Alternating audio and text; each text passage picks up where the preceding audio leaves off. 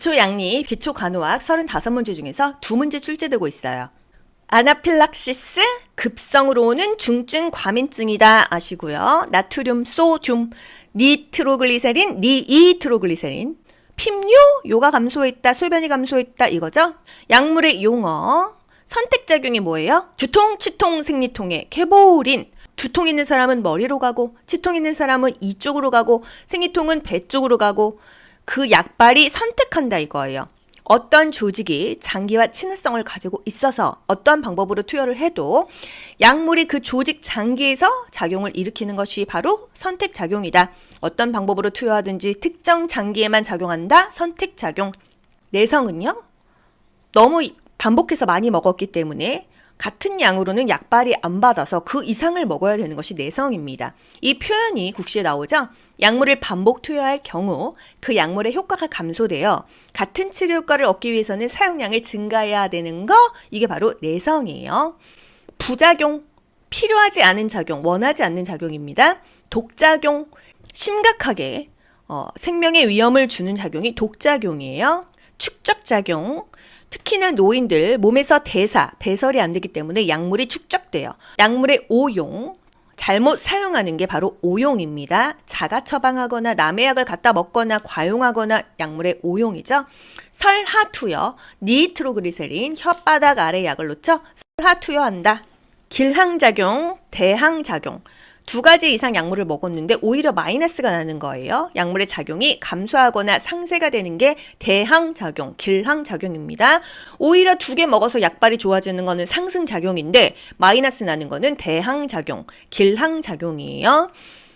남녀가 만났어요. 둘이 이렇게 1+1이 3가 돼가지고 더 이렇게 잘 살아야 되는데 궁합이 안 맞아가지고 계속 인생이 마이너스 나는 거 대항작용, 길항작용입니다.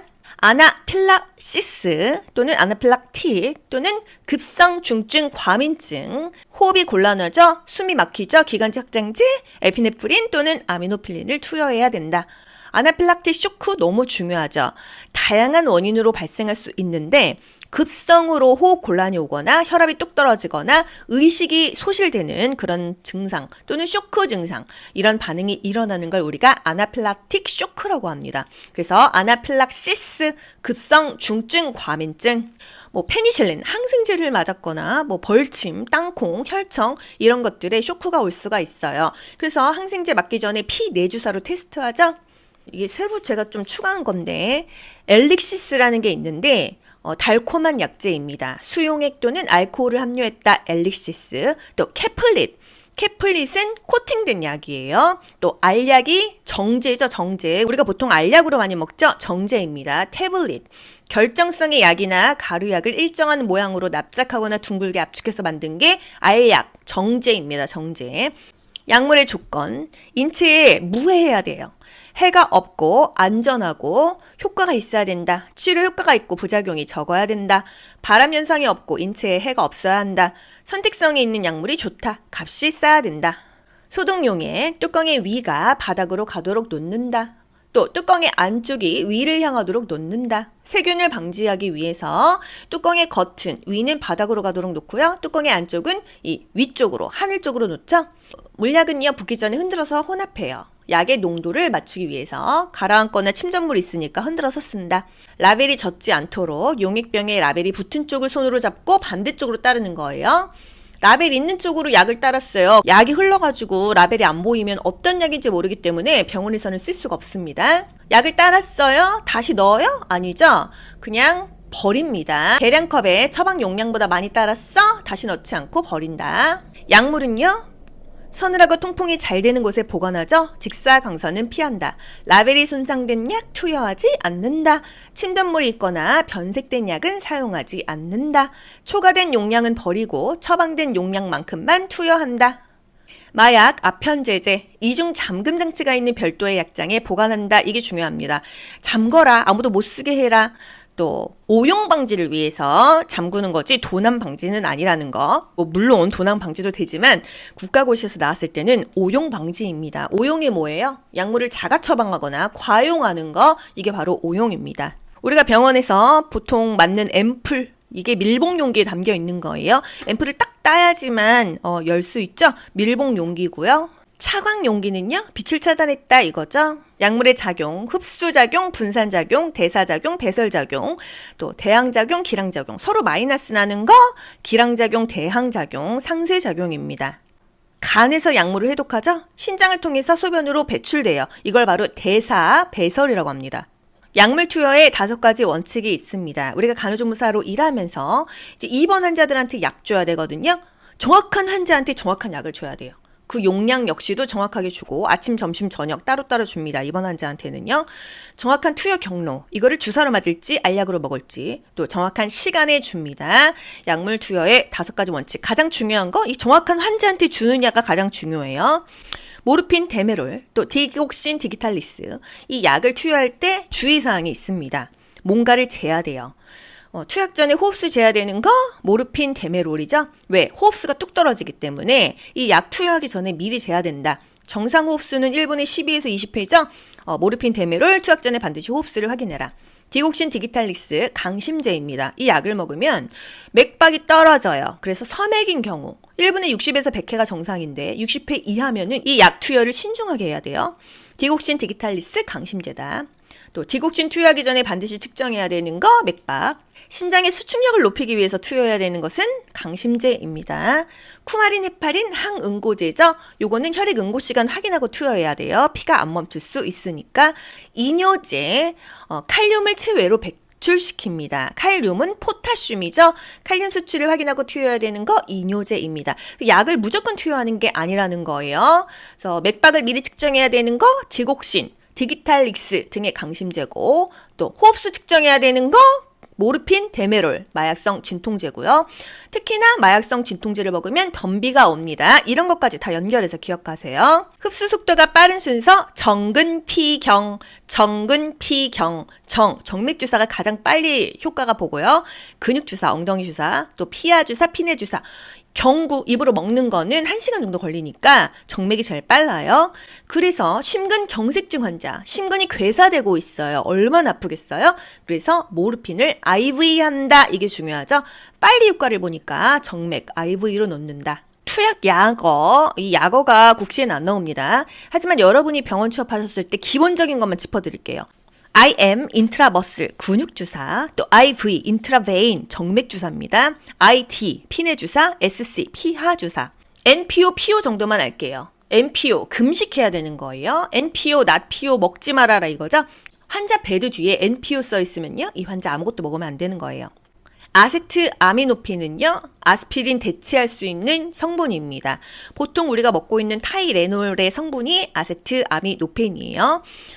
아스피린 금기증, 출혈경향 환자, 혈우병 환자, 위궤양, 십이지장 궤양, 뇌출혈 환자는 아스피린 먹으면 안 돼요.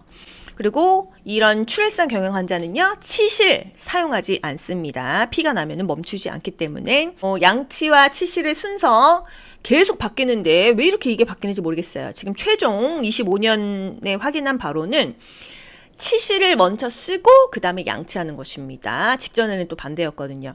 아스피린 부작용, 위장관 출혈이다. 반드시 이중 잠금 장치를 해서 보관해야 되는 약물 모르핀입니다. 아나필락틱 환자에게 투여해야 되는 약물 급성 중증 과민증, 에피네프린, 아미노필린 투여해야 되죠. 호흡기를 확장해줘야 돼요. 기관지 확장제, 에아살, 에피네프린, 아미노필린, 살부타몰.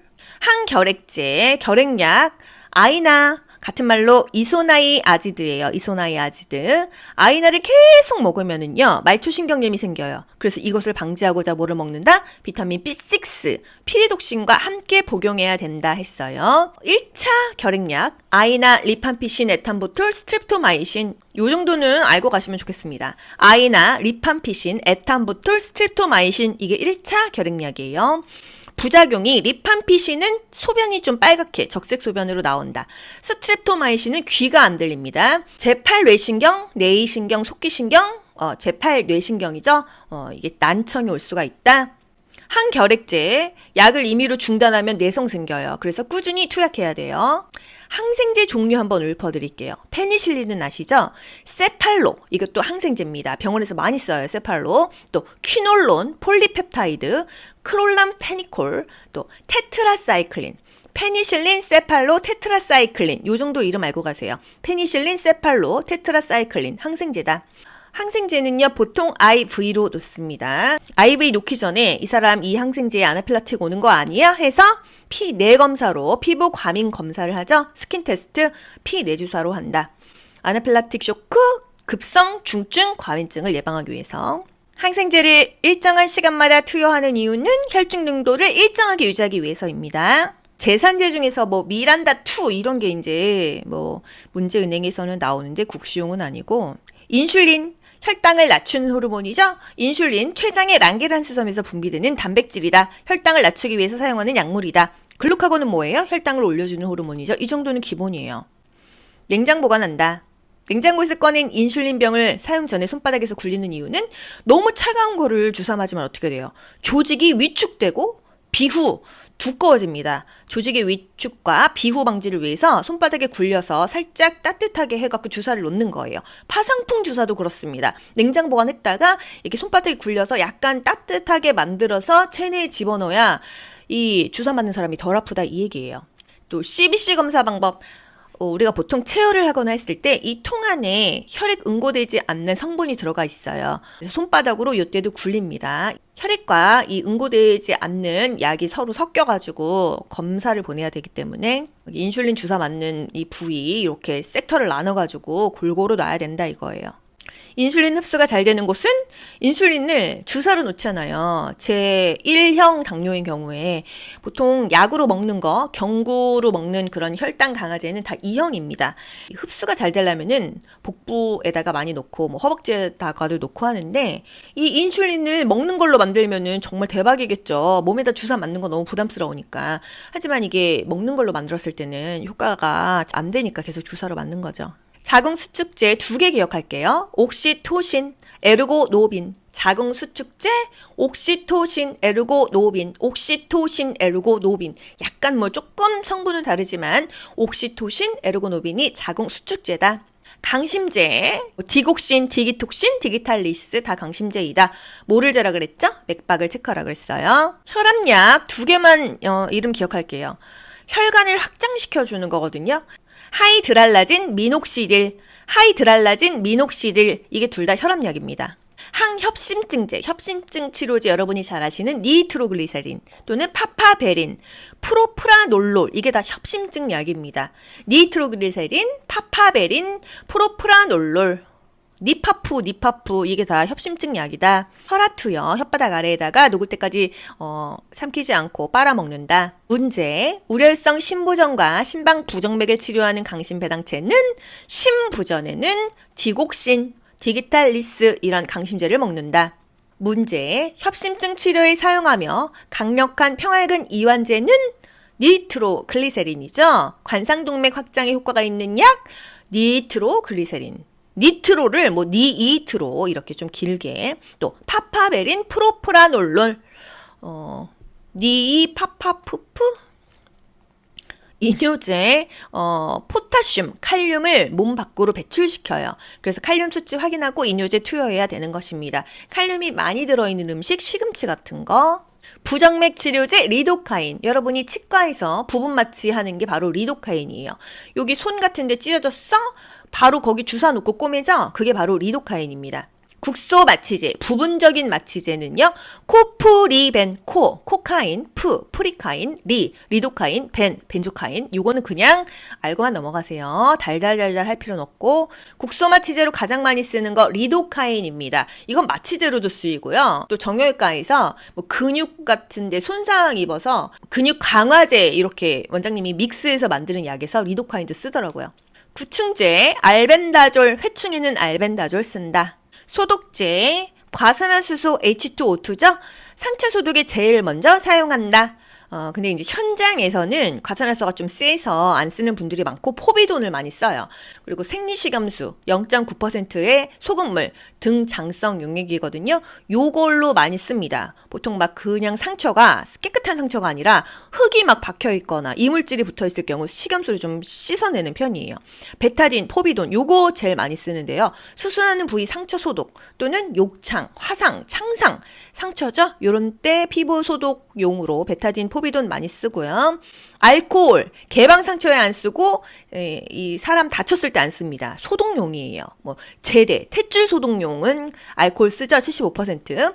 70에서 75%의 유수 알코올. 알코올이 이 정도 들어가고 나머지는 물과 섞는다 이거예요. 물이 들어가 있다.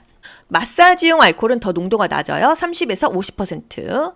개방 상처 알코올 쓰지 않고요. 특히나 피부 건조한 노인한테 알코올 쓰지 않습니다. 붕산수, 뭐 점막 같은데 의치 세척에 사용할 수가 있다. 젠티안 바이올렛, 뭐 겐티아나 바이올렛, 항진균제예요. 곰팡이균에 많이 쓰고 구내염, 아구창 요런데 많이 쓴다. 자궁수축제, 옥시토신, 에르고노빈이요. 천식 환자에게 투여하는 기관지 확장제, 살부타몰. 심장의 수축력 높이기 위해서 사용하는 거, 강심제. 뭐 디곡신, 디기탈리스 또는 강심제요. 아스피린의 부작용, 위장관 출혈. 설하 투여 방법으로 옳은 것은 혀 아래 약을 놓는다. 니트로글리세린 이런 경우입니다. 응급간호요. 응급의료체계, 응급의료가 뭐죠? 응급한 환자를 위해서 행해지는 모든 조치가 응급의료예요. 이런 거는 편안하게 듣고 가세요. 의사가 하는 게 응급의료예요? 아니에요. 누구나 그냥 즉각적으로, 임시적으로 할 수 있는 게 응급의료입니다. 이 사람이 피가 철철 나? 그러면은 뭐 지혈을 해준다든지, 심정지가 왔어? 심폐소생술을 한다든지, 즉각적으로, 임시적으로 할 수 있는 모든 처치를 우리가 응급처치라고 하는 거예요. 응급처치하는 목적? 이 사람 살리려고요. 환자의 생명을 구하는 것이다.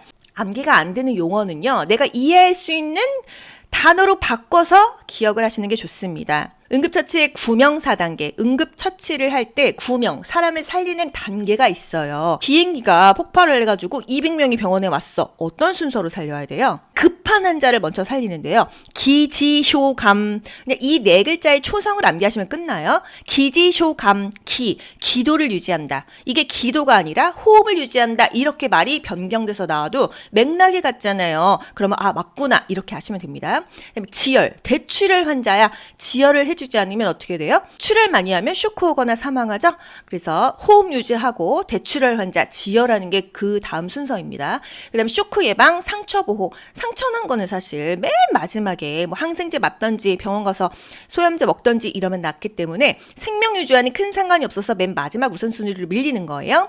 기지쇼감, 기도 유지를 먼저 해줘야 된다 이거예요. 기도 유지, 호흡 유지로 나와도 아셔야 돼요. 국가고시는요, 유사어, 동의어를 많이 아실수록 유리합니다. 간호조무사 용어 변경되죠? 25년부터 개정판 교재가 나가기 때문에 국가고시 반영되기까지는 1년 이상 걸려요. 용어가 변경돼도 여러분 사실 딱히 걱정하실 게 없는 게 의미가 그 맥락이 일맥상통합니다. 기도 유지, 호흡 유지, 그 말이 그 말이잖아요. 그쵸? 그리고 우리가 고개를 옆으로 돌려준다 하면 딱 생각나야 되는 게 있어요. 경련 환자, 기도 유지를 위해서 호흡을 유지하는 것을 위해서 고개를 옆으로 돌려준다 중요했죠. 그리고 의식이 없는 환자는 고개를 옆으로 돌려줬습니다. 의식이 있으면 상체를 위로 올려주면 좋았겠죠? 호흡이 잘 안 된다 그랬을 때도 상체를 위로 올려줘야 돼요. 왜? 상체를 위로 올려주면 횡격막이 밑으로 떨어지면서 그 안에 호흡할 수 있는 공간이 늘어나서 숨쉬기가 편안한 거예요. 그래서 숨을 못 쉬면 상체를 일으키든지 일어나는 게 좋은 것입니다. 뭐 지혈대 이런 거 비법서 있으신 분들 한번 쭉 읽어보시면 돼요. 쇼크 자세, 다리를 올려준다. 트렌델렌버그 포지션 또는 T 포지션 또는 변형된 트렌델렌버그 포지션 다 그 말이 그 말입니다. 유사어를 그냥 좀 가볍게 흡수하세요. 다리를 위로 들어 올려준다는 의미가 뭐죠? 이 발끝에 있는 피를 어디로 모아줘? 아래쪽으로. 심장이나 뇌에 모아주는 거예요. 그래서 혈류를 많게 해준다. 순환이 잘 되게 해준다. 이거예요. 쇼크 자세는 순환이 안 되는 거거든요. 그렇기 때문에 다리를 위로 들어 올려주는 트렌델렌버그 포지션을 합니다. 트렌델렌버그 포지션 이 자세는요. 그것이 맨날 나오잖아요. 예를 들어서 쇼크 환자다. 어떤 자세를 취해야 되냐? 그러면 다리를 들어 올려준다. 또는 이 그림을 찾거나 트렌델렌버그 포지션을 찾아야 됩니다. 그런데 쇼크라는 말이 직접적으로 없어요. 식은땀이 나고 이런 식으로 쇼크를 간접적으로 표현했을 때도 트렌델렌버그 포지션을 찾으셔야 돼요. 의식이 없어요. 입에다 아무것도 넣으면 안 되죠? 의식이 있어요. 물 마셔도 되죠? 아나필락틱 쇼크가 뭐죠? 어떤 원인으로 인해서 갑자기 호흡기가 쪼그라들어서 숨을 못 쉬는 증상으로 가장 많이 옵니다. 항생제 알러지가 있거나 뭐 혈청 알러지, 땅콩 알러지, 벌에 쏘였는데 죽는 사람 있죠? 벌침 알러지가 있는 거예요. 그래서 우리가 항생제 맞을 때 항생제는 엉덩이 주사, 근육 주사로 놓지 않잖아요. IV 무조건 정맥으로만 놓습니다. 그냥 막 항생제 놓는 병원 있어요? 없어요. 그때 뭐 해요? 피 내주사 ID. 여러분 병원 가보셨죠? 그냥 요만큼 넣어보고 이거 부작용 있는지 한 10분 있다가 확인하고 괜찮으면 이 항생제 넣어드릴게요. 이런단 말이죠. 왜? 아나필락틱 쇼크가 올 수 있으니까. 벌침에 대해서도 어떤 질문이 있었냐면요. 벌에 쏘였을 때 이 벌침을 먼저 제거하는 게 순서예요? 아니면은 아나필락틱 쇼크가 있는지 없는지 확인하는 게 먼저예요? 이렇게 물어보셨어요. 여러분 유도리가 있어야 됩니다. 벌에 쏘였어요. 침을 빨리 제거하는 게 좋죠? 그리고 나서 아나필락틱 쇼크를 확인하는 게 좋죠? 이게 내가 아는 답이 보기 5개 없으면요. 두 번째가 답이 되는 것입니다. 예를 들어서 경련 문제예요. 경련 환자 고개를 옆으로 돌린다. 이거 가장 먼저 중요한데 만약에 경련을 덜덜덜덜 하면서 주변에 막 이런 책상이나 이런 데다가 막 부닥치면 다치잖아요. 그래서 주변에 위험한 물건을 치워준다? 이게 두 번째인데 주변에 위험한 물건을 치워줘서 뭐 공간을 확보한다. 이것만 나왔어요. 그럼 답이 뭐예요? 이게 답이에요. 호흡을 유지한다? 뭐 고개를 옆으로 돌린다? 이게 보기에 없으면 최선이 없으면 차선이 답입니다. 국가고시는요. 내가 생각한 것만 답이 아니라 보기 5개 중에서 가장 정답스러운 것을 고르는 과정이에요. 그래서 내가 다 알고 푸는 것이 아니라 모르는 게 있더라도 확실하게 아는 거를 제껴가면서 답을 유추해가는 것이 고득점 비법입니다. 아시겠죠? 그래서 너무 막 성격이 세신 분들 국가고시 많이 틀려요. 몰라서 틀리는 게 아니라 이거 아니잖아. 이래서 많이 틀리거든요. 제가 그랬어요. 그래서 여러분 좀 유도리 있게 가셔야 됩니다. 천식 환자에게 투여하는 기관지 확장제 살부타몰. 기관지 확장제 2종 우리가 알고 있었어요. 뭐요? 에피네프린, 아미노필린. 천식은요. 마찬가지로 기관지가 쪼그라들어서 기침이 엄청나죠. 기관지를 확장해줘서 호흡을 할 수 있는 공간을 넓혀줘야 되잖아요. 살부타몰, 에피네프린, 아미노필린이 다 기관지를 확장하는 약입니다. 에아살. 이거는 제가 기초 양리에도 넣었던 파트인데 에피네프린, 아미노필린, 살부타몰이요. 기관지를 확장하는 약입니다. 여러분이 에피네프린 정도는 아셔야 돼요. 의외로 이 아나필락틱 쇼크 환자가 많습니다. 저희 엄마 같은 경우도 예전에 무슨 진통제 중에서 라이락인가? 그 성분이 이름이 무슨 디클로페니악인가 뭐 그런 이름이 있었는데 그 계열의 진통제만 맞으면은 갑자기 호흡을 못하는 아나필락틱 쇼크가 오셨어요. 지금 생각하니까 그거예요. 그때는 몰랐거든요. 그래서 사람마다 아나필락틱 오는 그게 달라요. 땅콩 먹으면 숨 못 쉬는 애기들 있죠? 또 벌에 쏘였을 때 죽는 사람 있죠? 항생제 있죠? 진통제도 아나필락틱 쇼크가 있을 수 있습니다. 본인이 그런 쇼크를 겪었을 때 나 저거 안 맞나 보다 인지를 하셔야 돼요. 문제. 응급처치의 기본 원칙에 따라서 우선 치료해야 되는 응급환자는 기지쇼감 기억하셔야 됩니다. 기도유지 환자, 호흡유지 환자 있나요? 동상 환자, 타박상 환자, 중위험 환자, 방광염 환자 없죠? 그러면 지혈해야 되는 대출혈 환자 있나요? 보기에 없죠? 그럼 패스예요. 그 다음에 쇼크 환자 있어요. 이렇게 돼서 세 번째가 답이 되는 것입니다. 국가고시는 내가 알고 있는 첫 번째, 두 번째 우선순위의 답이 없으면 그 다음 차선을 답으로 하셔야 되는 거예요. 아시겠죠? 다음 중 처치를 가장 먼저 해야 될 환자는 이렇게 똑같은 파트인데 조금씩 변형돼서 문제가 나오는 거예요. 가장 먼저 해야 되는 거 기지쇼감 기도 폐쇄 환자 이거 바로 이렇게 답되는 거예요. 또는 호흡이 안 되는 환자. 외상성 손상 환자를 위한 응급처치 방법은 노출된 장기는 생리식염수에 적신 멸균 거즈로 덮어준다 이거예요. 이물질을 무리하게 제거하지 않죠. 척추 손상 환자, 골절 환자 움직이지 않는다 이거예요. 부목되기 전에 움직이지 않는다. 출혈 부위는 심장보다 높아야 피가 더 안 나겠죠. 하지만 뱀에 물렸을 때 높이 하면은 독이 온몸에 퍼지니까 뱀에 물렸을 때는 그 물린 부위가 환부가 심장보다 낮아야 되는 거예요. 그것만 다릅니다. 튀어나온 뼈는 피부 속으로 쑤셔 넣는다, 집어넣는다 이거 안 되는 거죠. 응급처치의 우선순위, 생명의 위협 정도에 따라서 결정이 됩니다. 요거 뭐 순서가 국가고시에 나오기도 하고요. 이게 그림으로 보시면요. 이거는 이제 요양보호사에서 이렇게 그림으로 나왔었던 건데 간호조무사와 요양보호사가 이 겹치는 이론과 겹치는 문제가 많아요. 그래서 내가 간호조무사에서는 안 배웠었는데 이런 문제가 왜 나왔지? 요양보호사에서 되게 빈출되는 문제가 교집합으로 나오기도 합니다. 왜? 간호조무사 국가고시 기출 그 문제를 누가 내죠? 간호학과 교수들이 문제를 내기 때문에 간호조무사들이 내는 게 아니거든요. 간호조무사를 가르치는 그 간호사가 내는 게 아니라 간호학과 교수들이 내기 때문에 이게 아무리 교재에 요만큼만 가르쳐줬어도 이 이상을 원해요. 그래서 어려운 문제가 우리가 느끼기에 좀 몇 개 있는데 그래서 제가 그런 것까지 다 세세하게 짚어드리는 거예요. 응급처치 순서가 있어요.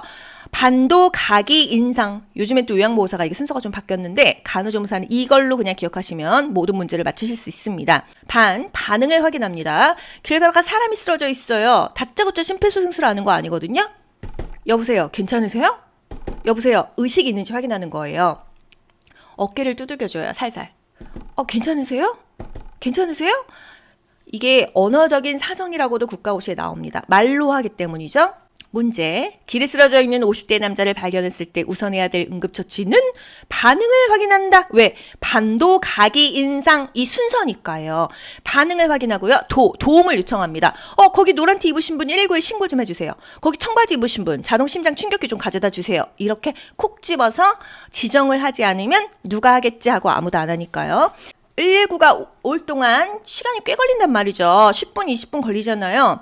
그러면 우리 뇌는요, 산소가 4분에서 6분만 안 들어가도 뇌사에 빠져요. 그렇기 때문에 응급처치를 하는 것입니다. 심폐소생술 순서는요, 가슴 압박 때 인공호흡을 30대 2로 하죠. 중간에 기도 유지를 하는 거예요. 그래서 반도, 가기, 인상. 가슴 압박 하나, 둘, 셋, 넷, 다섯, 여섯, 일곱, 여덟, 아홉, 열, 열하나, 열둘, 열세, 열네, 열다, 열일곱, 여덟, 열아홉, 스물, 스물하나, 스물둘, 스물셋, 스물넷, 스물다섯, 스물여섯, 스물일곱, 스물여덟, 스물아홉, 서른 하고 기도 유지하고 목을 제낀 상태에서 코를 막고 입으로 2번 숨을 불어 넣어주는데 여기서 국가고시 또 나오는 거 10초에 2번은 불어 넣어라 이렇게 나옵니다. 10초에 2번을 불어 넣는 거예요. 1분이 아니에요. 10초에 2번을 불어 넣는다. 또 이게 어떻게 국가고시 나오는지 아세요? 간호조무사가 성인 심폐소생술을 바르게 이해해야 한 내용은 이런 문제가 있었어요. 최근국시죠? 인공호흡 1회당 1초 동안 숨을 불어 넣는 것입니다. 10초 안에 2번을 불어 넣는 거는 그냥 우리가 알고 있어야 되는 거고 인공호흡 1회당 1초 동안 10초 안에 2번을 불어 넣는데 적어도 1초는 불어 넣어라 이 얘기입니다. 헷갈리지 마세요. 1회당 1초 동안 숨을 불어 넣는 거랑 인공호흡은 10초 이내에 2번을 해야 된다 이 얘기랑은요. 좀 별개로 생각하시면 되겠습니다. 그래서 길에 사람이 쓰러져 있다. 반도, 가기, 인상. 마지막 상은 상태를 확인하는 거예요. 그래서 순서 반응을 확인한다. 여보세요, 괜찮으세요? 어깨를 두들기는 그림 요 반응을 확인한다. 이게 가장 먼저죠. 그 다음에 도움을 요청하는 거 거기 노란 티 입으신 분 119에 신고 좀 해주세요. 이거 다죠. 그 다음에 가슴 압박하는 거 그림 나입니다. 직각으로 체중을 실으는 거예요. 팔로 하는 게 아니에요. 5cm는 들어가야 되는데 팔로 깔짝깔짝해서는 안 들어갑니다. 체중을 실어서 직각으로 이렇게 들어가고요. 이 위치를 바꾸면 안 돼요. 여기저기 이렇게 누르는 게 아니라 한 군데를 눌러야 되는 거예요. 그다음에 기도 유지하고 호흡을 불어넣는 거. 기도 유지 자세는 여기에는 지금 나와 있지 않은데 호흡을 불어넣는 거 그림 라죠. 맨 마지막 만은요. 자동 심장 충격기를 부착하는 모습입니다. 가슴 압박은 직각으로 체중을 실어서 해라. 이게 중요한 거예요. 이런 거는 요양보호사 간호조무사의 교집합으로 나오는 문제예요. 쇼크 시에 우리가 요골동맥에다가 맥박을 측정하지 않습니다. 성인이나 소아는요, 경동맥, 목에다가 맥박을 재고요. 유아는요, 1에서 3세예요. 목이 짧죠? 상안동맥. 우리가 보통 성인들 혈압 재는 상안동맥에다가 맥박을 잽니다. 쇼크일 때요. 의식이 없는 환자, 기도 유지를 위해서 고개를 옆으로 돌리기도 하고 반복와위, 보기는 엎드리는 거예요. 반만 보가위, 엎드려라 하는 거는요, 심스체위입니다. 우리가 이 관장할 때 자세가 좌측 심스체위죠. 이 그림 진짜 많이 나와요. 국가고시에. 자세 제일 많이 나오는 게 트렌델렌버그 포지션 또는 반보가위. 경련 환자 고개를 옆으로 돌려라. 이런 거 너무 중요하죠. 무의식 환자 고개를 옆으로 돌려줘야 돼요. 이 구토물이 이 막히면 죽잖아요. 그쵸? 골절 환자 가장 중요한 거 부목되기 전에 움직이지 않는다. 얼음해라 이거죠. 다발성 손상 환자. 여기저기 다 다쳤어요. 골절도 있고 여기 막 살도 다 찢어지고 이럴 때 기도 폐쇄됐을 때 제일 먼저 여보세요. 괜찮으세요? 의식 수준을 사정한다, 뭐 반응을 확인한다. 비법서 있으신 분들 이렇게 한번 쭉 보세요. 영아, 일반 기도폐쇄 처치, 영아 기도폐쇄 처치 이런 거. 성인의 응급처치 119에 뭐 신고했을 때 이런 거 보시고 일단 뭐 개정된 지가는 몇 년 됐는데 등 두드리기 5회, 복부 밀어내기 5회 순서대로 갑니다. 요번에 국가고시 어떻게 나왔어요? 등을 두들긴다 이런 식으로 등 두들기는 게 먼저 나왔습니다. 항상 보기 5개 중에서 가장 근접한 것이 답이에요. 영아, 0에서 1세죠? 등 두드리기 5회를 했는데 안 돼. 그랬을 땐 가슴 압박하고요. 애가 실신했어. 의식이 없어. 그럴 때는요. 심폐소생술을 해주는 거예요. CPR이요. 하임리히법, 후상방. 뒤에서 위로 끌어올리는 거죠. 후상방 또 국가고시에 맨날 나오는 거 체온 잴 때 귀를 후상방으로 당기면서 재라. 제가 이번에 어깨 수술하면서 병원에 입원했을 때 느꼈어요. 이 귀를 후상방으로 당기면서 체온을 재는 사람은 아무도 없더라고요. 그냥 귓구멍이 막 쑤셔 넣습니다. 고막 체온계를. 저 그때마다 생각이 나요. 왜 후상방을 아무도 하지 않을까? 정말 그런 생각하거든요. 여러분 현장에서요. 우리가 배운 것을 써먹을 수 있는 직원이 되셨으면 좋겠습니다. 그리고 여담 조금만 할게요. 제가 이번에 그 어깨 수술하면서 일주일 입원해 있었어요. 간호간병 통합 서비스잖아요. 요즘에 웬만한 기본적인 것들은 간호조무사들이 해주거든요. 거기 직원들이 거의 다 간호조무사예요. 팀장급만 간호사고요. 제가 있으면서 느꼈어요. 기억에 남는 직원이 없습니다. 일주일 동안 정말 수십 명의 직원을 봤는데 다 틀에 박힌 뭐 어느 정도의 적절한 친절이지 정말 친절하거나 눈에 띄는 직원이 단 하나도 없었어요. 그래서 사람은 많지만 인재가 없습니다. 여러분께서 이게 뭐 성격적으로 정말 열심히 하시는 분들도 있을 건데 모르겠습니다. 이제 나중에 하다 보면 지쳐서 그렇게 되는 건지 조금 원장님은 수술을 잘하셨는데 직원분들이 친절하지가 않았어요. 그래서 조금 그 병원에 대한 평이 안 좋은 이유를 알았습니다. 그래서 뭐 이렇게 추천하고 싶은 생각은 없더라고요. 성인 무의식 환자 즉시 심폐소생술을 한다. 뭐 의식이 있는 환자 하임리히법을 한다. 하임리히법, 그러니까 다 유도리가 있어야 돼요. 뭐 이거 아니면 이게 답은 아닙니다. 하임리히법, 숨이 막히면 목을 조르는 듯한 자세를 하죠. 애기 키우시는 분들은 하임리히법 반드시 숙지하셔야 돼요. 애기들이 사탕 먹다가 젤리 먹다가 목이 칵 걸리는 경우 얼마나 많아요. 틱톡 이런 쇼츠 보세요. 그럼 애기들이 뭐 먹다가 갑자기 목 확 쫄리니까 엄마들이 와가지고 뒤에서 막 이렇게 해가지고 하임리히법 하잖아요. 엄마가 그거 못하면 눈앞에서 애기 죽는 겁니다. 갑자기 기침하며 괴로운 표정을 짓는다. 큰 기침을 해서 이물질을 뱉어내게 한다. 등 두들겨도 안 되면은요, 애를 거꾸로 이렇게 들고 흔들잖아요. 이 후상방으로 힘차게 이 주먹을 어디다 놓죠? 배꼽과 명치 사이 중간 부위를 후상방으로 밀어 올려주는 거예요. 창상.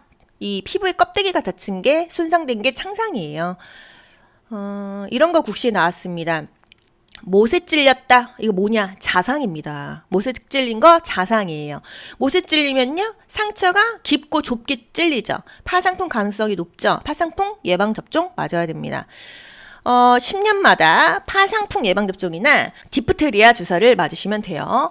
이제 이론으로는 10년인데 실제로는 한 7년 정도 됐을 때 맞으라고 하더라고요. 의사 선생님께서. 찰과상 긁힌 거. 모서리 같은 데 잘 긁히잖아요. 또는 고양이 키우시는 분들 가끔씩 장난치다가 애들이 긁습니다. 저도 찰과상이 엄청 많아요. 교상 물린 거예요. 개에 물렸어? 뱀에 물렸어? 교상입니다. 삼출물이 흘러나오면은요. 느슨하게 봉합한다. 이 고름 빠지라고. 뱀에 의한 교상, 환부를 물린 부위를 심장보다 낮춘다.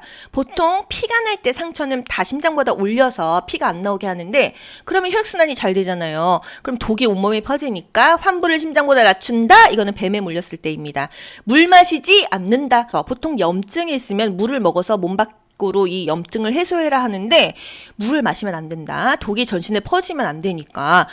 그래서 뱀에 물렸을 때는 좀 달라요. 이 환부를 심장보다 낮춘다. 물 마시지 않는다. 그리고 과거에는 뭐 얼음 찜질을 해가지고서는 이게 퍼지지 않게 한다 했는데 이제 그게 없어졌죠. 얼음 찜질이 없어졌습니다. 곤충에 물린 뒤 적어도 30분간 알레르기 증상이 있는지 관찰한다. 아나필락틱 쇼크가 올 수 있으니까요. 아나필락틱 증상 있어 병원에서 에피네프린 놓습니다. 기관지를 확장해주죠. 에피네프린 또는 아미노필린. 또 하나 기관지 확장제, 살부타몰도 있어요. 상처 부위에 얼음 찜질, 냉찜질을 제공한다. 이거는 벌에 물렸을 때는 괜찮아요. 뱀이 아닙니다. 벌침이 있으면 이거는 약간 유도리 있게 보세요. 조심스럽게 제거한다. 신용카드로 이거가 맞을 수도 있고요. 또는 뭐 제거하지 않는 것도 맞습니다. 그러니까 이런 거에 연연하지 마시고 아나필락틱을 좀 확인해야지 이해를 하고 넘어가시면 문제가요. 과거형으로 나오든 최신형으로 나오든 보기 5개 중에서 맞는 걸 답으로 찾으시면 되는 거예요. 화상 뜨거우면요 바로 찬물에 담그는 게 최고예요. 찬물에 15분간 담근다, 얼음물에 담근다, 이게 좋아요. 수포가 생겼다, 2도 화상입니다. 혈장 수혈해야 돼, 3도 화상이에요. 화상한 자 바셀린 꺼즈로 덮어주죠. 바셀린 꺼즈는 어떤 멸균하죠? 건열멸균 했어요. 건열멸균. 건식으로 해야 이 바셀린 꺼즈에 뭐 습식 물 안 들어가죠? 통상 이런 거 한번 읽어보시고. 추우면요, 이게 전체 보온, 담요를 주는 게 가장 좋습니다. 따뜻한 물에 담가준다. 보통 무슨 고양이 이렇게 구조하는 영상들 보면은 애들이 추운데 이렇게 데리고 왔어요. 뭐, 눈더미에서 얼어있고 이런 고양이 막 데리고 오잖아요. 따뜻한 물에 담가주는 게 제일 좋아요. 그리고 나서 드라이로 말리면 됩니다. 제가 예전에 저희 집 베란다에서 길냥이가 새끼를 낳았어요. 제가 밥을 주니까 왔는데 추웠어요. 4월 초, 3월 말인데 그때 되게 추웠는데 고양이가 새끼를 나타냈다 어떻게 피곤했는지 화장실을 갔는지 새끼를 멀뚱히 놓고 간 거예요. 애가 체온이 떨어지니까 죽을 것 같아서 제가 얼른 데리고 들어와서 뜨거운 물에 막 담그고 드라이기로 딱 말리고 어미 오기 전에 또 제가 만진 거 알면은 새끼 버릴까봐 얼른 또 그 집에 넣어줬잖아요. 따뜻한 물에 담궈주는 게 최고입니다. 열 손상 국가고시 거의 매번 나오지 않습니까? 일사병, 열사병, 열경련, 열피로가 있는데 최근 국시에 열경련이 나왔어요. 열경련 문제가 한 2-3번 이상 최근 10회차 기출에 나왔었는데요. 열경련, 여기서의 경련은요 약간 근육이 강직되는 쥐나는 듯한 경련입니다. 예를 들어서 한여름에 축구 선수들이 축구를 하면은요 이 열경련이 많이 와요. 얼마나 땀을 흘려요. 몸에서 소금기가 빠져나가니까 근육이 강직되고 경련이 오는 거예요. 그랬을 때는 소금물을 먹이던지, 식염수가 소금물이죠. 식염수를 먹이던지, 또 식염수를 IV로 맞던지, 짠 음식이나 다량의 수분을 공급하던지. 그러니까 짜게 먹인다, 소금을 몸에 공급한다, 이게 답인 거예요. 그래서 짠 음식과 다량의 수분을 공급한다, 이런 기출 지문이 최근 국시에도 나왔던 것입니다. 열사병, 결국은 죽습니다. 일사병, 열사병. 일사병은 죽지는 않아요. 그냥 경미한 일사병, 우리 여름에 많이 느끼지 않습니까? 시원한 곳으로 이동하고 찬물 마셔주고 그러면은 괜찮아지는데, 열사병은요, 중추신경계에 이상이 생깁니다. 체온 조절 중추가 뭐죠? 시상하부가 체온 조절을 기능을 했잖아요. 이게 망가지니까 체온 조절이 안 돼요. 땀이 나서 이렇게 체온을 빼줘야 되는데, 낮춰줘야 되는데 땀이 안 나고 체온 조절이 안 되고, 그래서 결국은 신부 체온이 너무 올라가갖고 죽을 수가 있다라는 거. 골절 가장 중요한 거, 부목 되기 전에 움직이지 않는다. 부목을 대고 이동한다. 그게 가장 중요한 거예요. 예를 들어서 뱀에 물렸어. 부목을 고정한다. 맞아요? 틀려요? 뱀에 물렸는데 무슨 부목이야가 아니라 뱀에 물렸으면 웬만하면 안 움직이는 게 좋잖아요. 혈액순환 잘 되면 독이 퍼지니까 일맥상통하는 문제가 또 나왔었죠. 뱀에 물려도 부목 되는 게 괜찮다라는 거예요. 발목이 삐었다, 다리를 올려준다, 얼음찜질한다, 마사지는 안 된다. 우리가 삐었어, 근육이 다쳤어, 마사지하지 말아라 이거예요. 부목이 가장 좋은 거죠.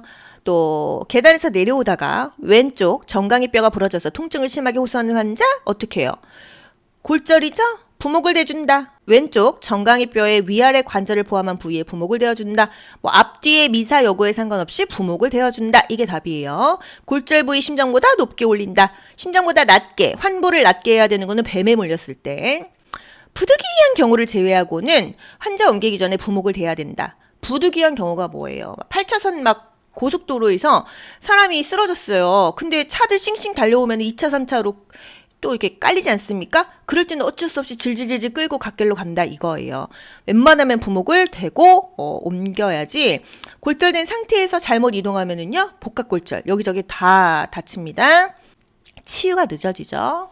중독 환자 1순위, 기도유지가 가장 중요하다. 어떤 중독인지, 마약 중독인지, 농약 중독인지, 무슨 약을 먹은 건지, 수면제를 먹은 건지 약병을 들고 가야 돼요. 그래서 어떤 약은 구토를 시키고 어떤 약은 위세척을 합니다. 구토시켰어. 그 약성분이 막 이 기도 쪽에 기도를 손상시켜서 말을 못하는 사람들도 생기잖아요. 그쵸? 약병을 가지고 가든지 없으면 그 토사물이라도 가지고 가라 이거예요. 이뇨제가 한번 국가고시에 나왔습니다. 만니톨이라는 이뇨제의 이름을 한번 기억해 주세요. 뇌 부종, 뇌압이 상승해서 뇌가 부었죠? 감소하기 위해서 만니톨, 이뇨제를 투여한다. 이뇨제는요, 몸 안에 있는 어떤 성분을 몸 밖으로 빼주는 역할을 해요. 그래서 혈압이 너무 높을 때도 이뇨제 먹는 경우도 있거든요. 뇌 부종이 너무 심할 때도 이 붓기를 빼주기 위해서 이뇨제를 투여합니다. 만니톨 이뇨제예요. 만니톨 이뇨제. 뭐 항상 병원에서는요, 활력징후, 바이탈을 가장 먼저 체크를 합니다. 병원에 입원하잖아요. 바이탈 체크를 하루에 뭐 한 2시간 간격으로 와서 하는 것 같아요. 체온 재고, 혈압 재고, 산소 포화도 재고. 코피, 비출혈, 코비자예요. 코피가 비출혈입니다. 목덜미나 콧등에 얼음찜질 해주면은 지혈이 잘 된다. 수축되니까. 또 치과용 피. 입에서 뭐 발치했어 이런 피와 코피는 다르죠. 치과에서는요. 피는 삼킨다 이게 답이고요. 코피는 뱉는다 이게 답입니다. 아시겠죠? 코가 지금 코피 나오면 막혀있죠. 입으로 숨을 쉬는 거예요. 코를 흥 푸는 게 아닙니다. 그리고 신선한 공기를 마시는 게 현기증을 완화할 수가 있어요. 코피가 날 때 드라마에서 막 고개 뒤로 제끼죠? 아니에요. 기도 막혀요. 고개를 숙이고 의자에 앉히는 게 좋다라는 거. 심폐소생술 가슴 압박할 때 성인은 5cm는 들어가야 된다. 그래서 팔을 직각으로 하고 체중을 실어서 누르는 거예요. 가슴 압박 때 인공호흡 30대 2를 하는데 가슴 압박의 속도는요. 하나, 둘, 셋, 넷 이 속도잖아요. 1초가 이게 1초죠. 1초에 2번 눌러보세요. 하나, 둘. 1초에 2번 누르면 1분은 60초니까 곱하기 2 하면 120회나 누르는 것입니다. 30대 2를 한 3번은 돌려야지 된다. 이 얘기예요. 중단하는 시간은 10초를 넘기지 말아라. 자동 심장 충격기가 뭐냐? 이제 하다 이런 문제까지 나와죠. 자동으로 심장을 충격 주는 거죠. 흉벽으로 전기를 방출시켜 심실세동을 정상 리듬으로 회복시킬 수 있는 응급처치. 이게 바로 자동심장 충격기이다. 자동심장 충격기 사용 방법이 맨날 나왔죠. 일단 모든 기계는 전원을 켜야 작동이 돼요. 전원 켜고 패드를 부착합니다. 그리고 심장 리듬 분석. 제세동 시행. 이거 순서 바꿔서 많이 물어보거든요. 전원 켜고 패드 부착하는 건 알아. 그 다음에 리듬 분석, 제세동 시행. 리듬 2글자, 제세동 3글자. 뭐 이렇게라도 기억해 보세요.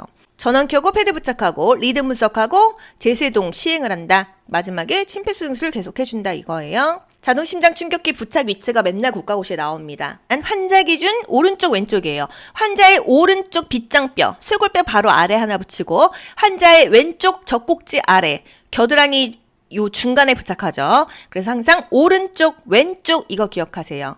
여러분이 차에 탔어요. 보조석에 탔어요. 안전벨트 하는 순서 요렇게 어깨에서 밑으로 내려오죠? 오른쪽 왼쪽입니다. 심장 리듬 분석할 때는요. 모두 물러나세요. 아무도 이 사람 몸에 터치를 하면 안 돼요. 이 환자, 누워있는 환자의 심장만 리듬이 분석돼야 되는데 이 사람 저 사람 손을 대면은요. 이게 섞여버리니까 안 되는 것입니다. 어떠한 경우에도 다 심폐소생술을 하는데 리듬 분석할 때만 아무도 만지지 않는다. 모두 물러나세요. 이것도 국가고시에 맨날 나오죠. 충격 버튼 누르기 전에 모든 사람이 대상자와 떨어져 있는지 확인한다. 심장 충격 실시한 후에 즉시 할 행동, 가슴 압박 때 인공호흡, 심폐소생술을 하는 것입니다. 심폐소생술은 계속 하는 거예요. 쉬는 시간은 없어야 된다. 10초 이상 쉬면 안 된다. 국가고시에 나오는 표현 알려드릴게요. 제세동 충전 중에는 가슴 압박을 실시한다 안 한다. 실시한다가 답입니다. 충전 중에 가슴 압박 실시해야 돼요. 또 자동심장 충격기의 쇼크 버튼을 눌러야 되는 시점이 언제냐? 에너지 충전이 완료된 후이다. 심폐소생술은 구급대 올 때까지 계속해야 됩니다. 인수인계 할 때까지. 운반법. 신체 역학의 원리가 이제 과목별로 다 교집합으로 나오는데 환자의 신체에 가까이 위치해야 되겠죠? 무릎을 굽혀요? 허리를 굽혀요? 무릎을 굽히고 허리를 편다? 안녕하세요. 미스코리아 자세죠? 무릎을 굽히고 허리를 펴고 앉았다 일어나면서 힘을 써라. 환자랑 가까이, 물건 드는 거와 가까이. 발목 염자가 발생한 직후 어떻게 해야 되냐? 냉찜질한다. 다리를 위로 올린다. 이런 거요. 쇼크 환자 트렌-델렌버그 포지션. 이런 문제 있었어요. 외상으로 인한 출혈로 혈압 저하와 빈맥에 나타나는 쇼크는 출혈로 혈압이 저하됐다. 저혈량 쇼크가 되겠습니다. 이 쇼크의 종류 비법서를 한번 쭉 읽어보세요. 그리고 소화기 사용법 이런 거는 요양보호사 국가고시에 나오는데 상식이기 때문에 간호조무사 국시에서도 나올 수 있기 때문에 여러분 한번 보시고요. 불이 났어요. 어떻게 순서대로 피하냐? 불이야 외치고 젖은 수건으로 코와 입을 가리자 낮은 자세로 한쪽 손만 벽으로 짚고 한 방향으로 나가야 되는 것입니다. 욕창이 잘 생기는 부위, 압력받은 부위가 잘 생긴다. 똑바로 누워있으면 요 부위, 옆으로 누워있으면 요런 부위가 잘 생긴다. 다 알고 가세요. 기본간호 실기랑 다 교집합이에요. 기초치과, 기초간호학 35문제 중에서 2문제 출제가 되고 있는데요. 고압 증기멸균기, 가압 증기멸균기로 바뀌었어요. 어떤 걸로 나와도 아셔야 돼요. 고압, 높은 압력으로 증기로 멸균하는 거죠. 가압, 압력을 가했다 이겁니다. 범낭질이요. 사기질, 에나멜질로 나와도 아셔야 돼요. 범낭질은 예전부터 에나멜질이라고 했습니다. 그냥 이제 바뀌었다 여러분은 되게 놀라워하시지만 예전부터 범낭질은 에나멜질이었어요. 백악질이 시멘트질이다. 이것도 옛날부터 치과 쪽에 일하시던 분들은 시멘트질은 백악질이야 알고 계세요. 영구치는 간니, 전니가 빠진 뒤에 나는 이 간니, 유치는 전니, 요건 다 아시죠? 스케일링, 치석 제거하는 거, 또 이동겸자가 전달 집게, 이동겸자통, 전달 집게 통이다. 몇 번만 반복하시면 쉬우실 거예요. 치과 보철물 정기적으로 검사받는다. 6개월마다 받는다. 스케일링 6개월마다 받는다. 이거예요. 치아의 구조 볼게요. 여러분은 그림만 보세요. 비법서에 다 정리가 이렇게 되어 있습니다. 제가 설명을 할 테니까 여러분께서는 그림을 보면서 시뮬레이션을 한번 해보세요. 범낭질, 에나멜질, 사기질 같은 말입니다. 범낭질이요. 치아의 제일 단단한 맨 바깥층이죠. 에나멜로 되어 있어요. 또 도자기, 사기로 되어 있어요. 범낭질, 에나멜질, 사기질 다 같은 말입니다. 치아의 맨 바깥층이며 하면은 범낭질 찍으셔야 돼요. 보기에 범낭질이 없어. 에나멜질 찍으세요. 에나멜질이 없어. 사기질 찍으세요. 아시겠죠? 인체의 조직 중에서 제일 단단한 조직이다. 뼈보다 더 단단한 게 치아입니다. 그래서 우리가 뭐 오돌뼈 이런 거 오도독 씹어 먹잖아요. 범낭질이 단단하기 때문에 가능한 거예요. 인체에서 가장 단단하고 치아의 맨 바깥층이다. 범낭질, 에나멜질, 사기질입니다. 상아질은요? 범낭질 아래 있죠? 범낭질의 충격을 흡수해서 신경을 보호하는 완충지대다. 충치는 상아질에서 더 빠른 속도로 확산된다. 치아 내부 구성 요소 중에서 가장 많이 차지하는 부위가 상아질이다 그랬어요. 치아의 80%를 차지한다. 상아질입니다. 포인트는요. 치아의 가장 많은 부위를 차지한다. 이게 바로 상아질이 되겠습니다. 치수는요. 신경이에요. 신경과 혈관이 존재한다. 그래서 우리가 이가 아파요. 그러면 신경치료하죠. 한마디로 치수를 치료하는 겁니다. 치수를 죽여주는 게 신경치료예요. 문제. 치아 뿌리, 치근의 가장 가운데에 있고 신경과 혈관이 존재한다. 치수예요. 신경이 존재하니까 아픈 걸 느껴요. 통증을 느끼는 거예요. 백악질은요, 같은 말로 시멘트질입니다. 우리가 아파트 짓고 이럴 때도 시멘트로 뭔가 이렇게 단단하게 부착을 해주죠? 백악질이 그런 역할을 해요.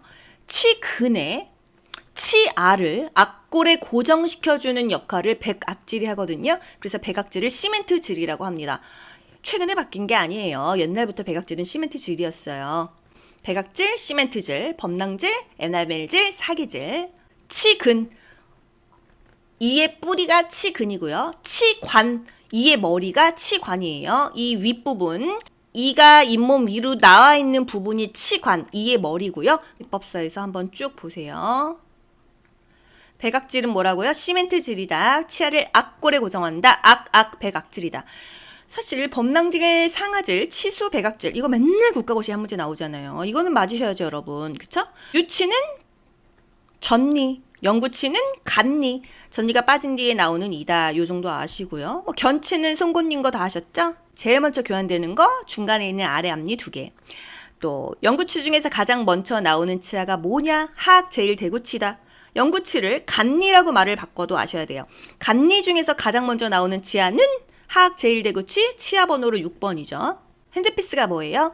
구강 내에서 치질을 삭제하는 기구예요. 치아의 표면을 삭제하는 기구예요. 충치 먹은 부위, 썩은 부위를 깎아내는 기능을 한다. 하이스피드 핸드피스와 로우스피드 핸드피스가 있다. 빨리 돌아가느냐, 천천히 돌아가느냐. 고압 증기 멸균기 이렇게 생겼습니다. 보통 병원에서요. 김쌤, 오토클레이브 돌렸어요? 이렇게 물어봅니다. 사실 고압 증기 멸균기가 가압 증기 멸균기로 바뀌어도 병원에서는 오토클레이브라고 말합니다. 120도에서 2~30분간 고온 고습을 이용해서 스팀으로 멸균시키는 방법이에요. 치과용 스테인리스 가운 이런 거 고압증기 멸균기에 가장 많이 씁니다. 치과기구의 소독에 가장 많이 쓰이는 거 바로 고압증기 멸균기, 가압증기 멸균기 오토클레이브예요. 이렇게 생겼어요. 뭐 전자레인지보다 조금 큰데 다 끝나고 나면은 문을 열어줍니다. 그래서 약간 스팀을 밖으로 빼서 건조를 시켜주는 거예요. 석션, 빨아당기는 거, 진공청소기처럼 빨아당기는 거, 진공흡입기. 간호조무사가 하는 역할에서 가장 중요한 거, 의사는 진료하고 간호조무사는 석션기로 환자 입안에 있는 물과 침을 제거해줍니다. 발치후 주의사항, 이를 뽑았어요 또는 임플란트 했어요. 거즈를 1시간 이상 물고 있어야 돼요. 그 부위에 꽉 물고 있어야 돼요. 치과적으로 피를 삼켜요, 뱉어요? 삼킵니다. 코피는요, 뱉었어요. 왜 침을 삼켜? 여러분이 솜을 꽉 물고 있어요. 피가 계속 스물스물 나옵니다. 이랬을 때 피를 뱉으려면 어떻게 해야 돼요?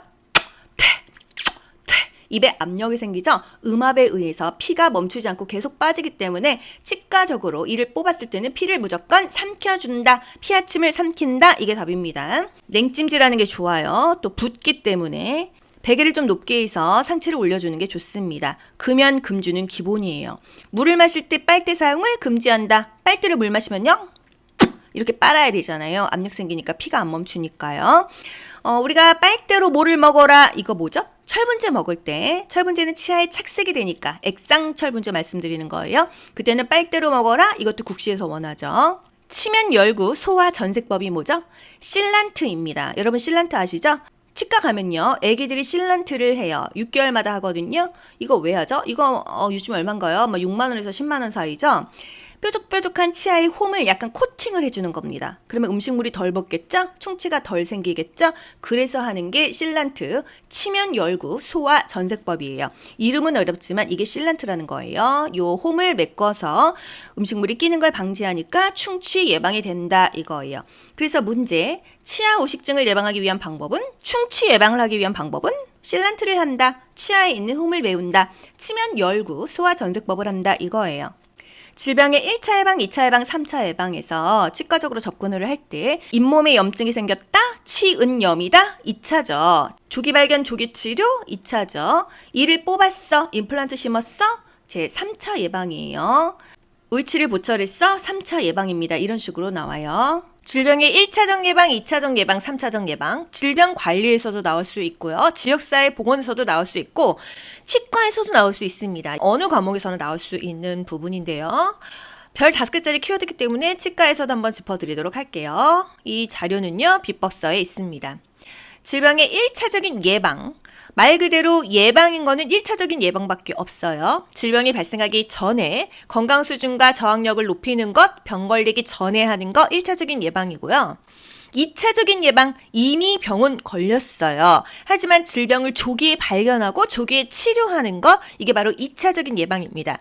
조기 치료, 조기 검진, 조기 진찰, 조기 발견, 치은염 치료, 당뇨병 환자, 이미 당뇨 걸렸죠? 식이요법으로 조기 치료, 이런 것들이 2차적인 예방이고요. 성인의 건강 검진? 검진 자체는 1차 아니야? 2차적인 예방이에요. 왜? 조기에 검사하고, 조기에 검진하고, 조기에 진찰해서, 조기에 발견하려고 건강검진하는 거라서 2차적인 예방이다. 이거는 국가고시에 여러 번 나왔습니다.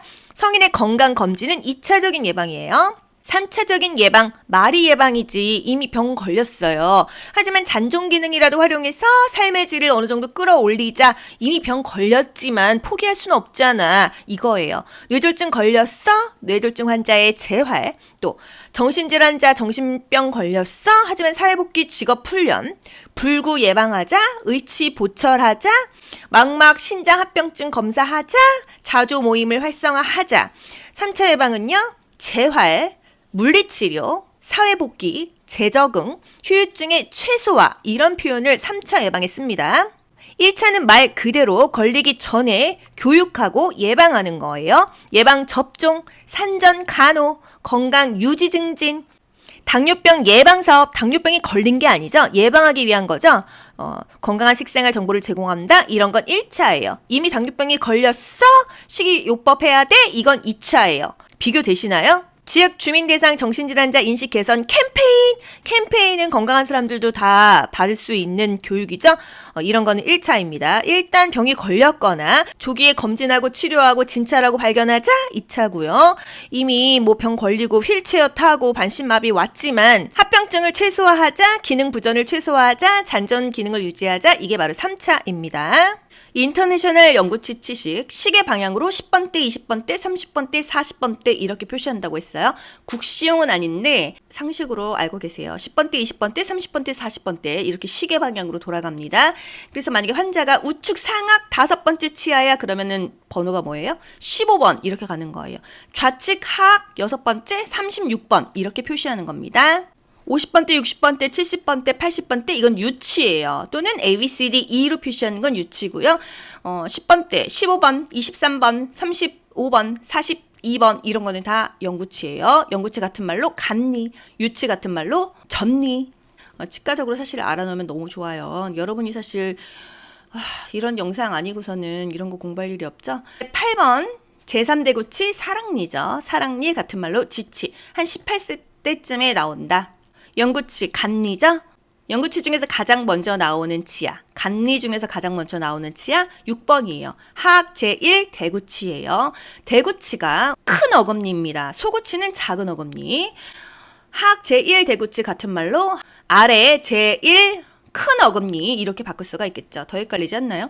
영구치가 나오는 시기, 간니가 나오는 시기 6세 정도에 아래턱에 제1 큰 어금니가 나온다. 치아는요, 사랑니까지 합하면 32개가 있는데 사랑니 빼면은 28개씩 있어요. 47에 28. 이런 거 비법서 있으신 분들 한번 쭉 읽어보시고요.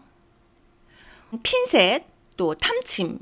사실 병원에서 탐침이라고 안 합니다. 치과에서 익스플로러라고 해요. 익스플로러. 그리고 치경, 이렇게 트레이. 여기는 지금 이렇게 홈이 올라와 있는데 이렇게 올라오지 않는 약간 그냥 밋밋한 접시 같은 트레이가 있어요. 거기다가 이렇게 준비하고 거기다가 뭐 석션 팁까지 딱 하나 얹어서 환자가 오면은 그냥 유니 체어 위에 직원이 올려놓습니다. 탐침이 뭐예요? 탐침, 익스플로러. 충치의 깊이나 치아의 동요도를 체크할 때, 또 핀셋은요, 구강 내에 이물질을 넣거나 뺄 때, 치경은요, 뺨이나 혀를 제껴서 진료에 편하게 하기 위해서. 유니체어는 뭐예요? 이거예요. 우리가 치과 가면은요, 유니체어가 없으면 환자를 볼 수가 없잖아요. 유니체어 옆에 이렇게 핸드피스 쪼다다닥 붙어 있고 꼈다 뺐다 할 수 있습니다. 그 위에 조명, 요게 바로 라이트입니다. 의사 선생님이 직접 이렇게 환자 구강 안을 맞추던지 직원이 그 구강 안을 맞춰줍니다. 구강은 워낙에 좁고 어두워요. 그래서 치과 의사 선생님들이 목 디스크가 많아요. 핸드피스는요, 여기 지금 이 유니체어에 쫘르르 붙어 있어요. 구강 내에서 치질을 삭제하는 기구, 뭐 스케일링도 하고, 충치 치료도 하고, 의치도 뭐 다듬기도 하고, 치아의 썩은 부위도 깎아내고, 뭐 로우 스피드 핸드피스든 하이 스피드 핸드피스든 종류가 여러 가지가 있다 이거예요. 천공기 최근 국시에 나왔는데 핸드피스로 보시면 되겠습니다. 충치가 진행된 상아지를 제거하는 거 천공기. 천공기를 핸드피스로 보는 게 맞습니다. 뭐 핀셋이나 뭐 탐침이 아니죠.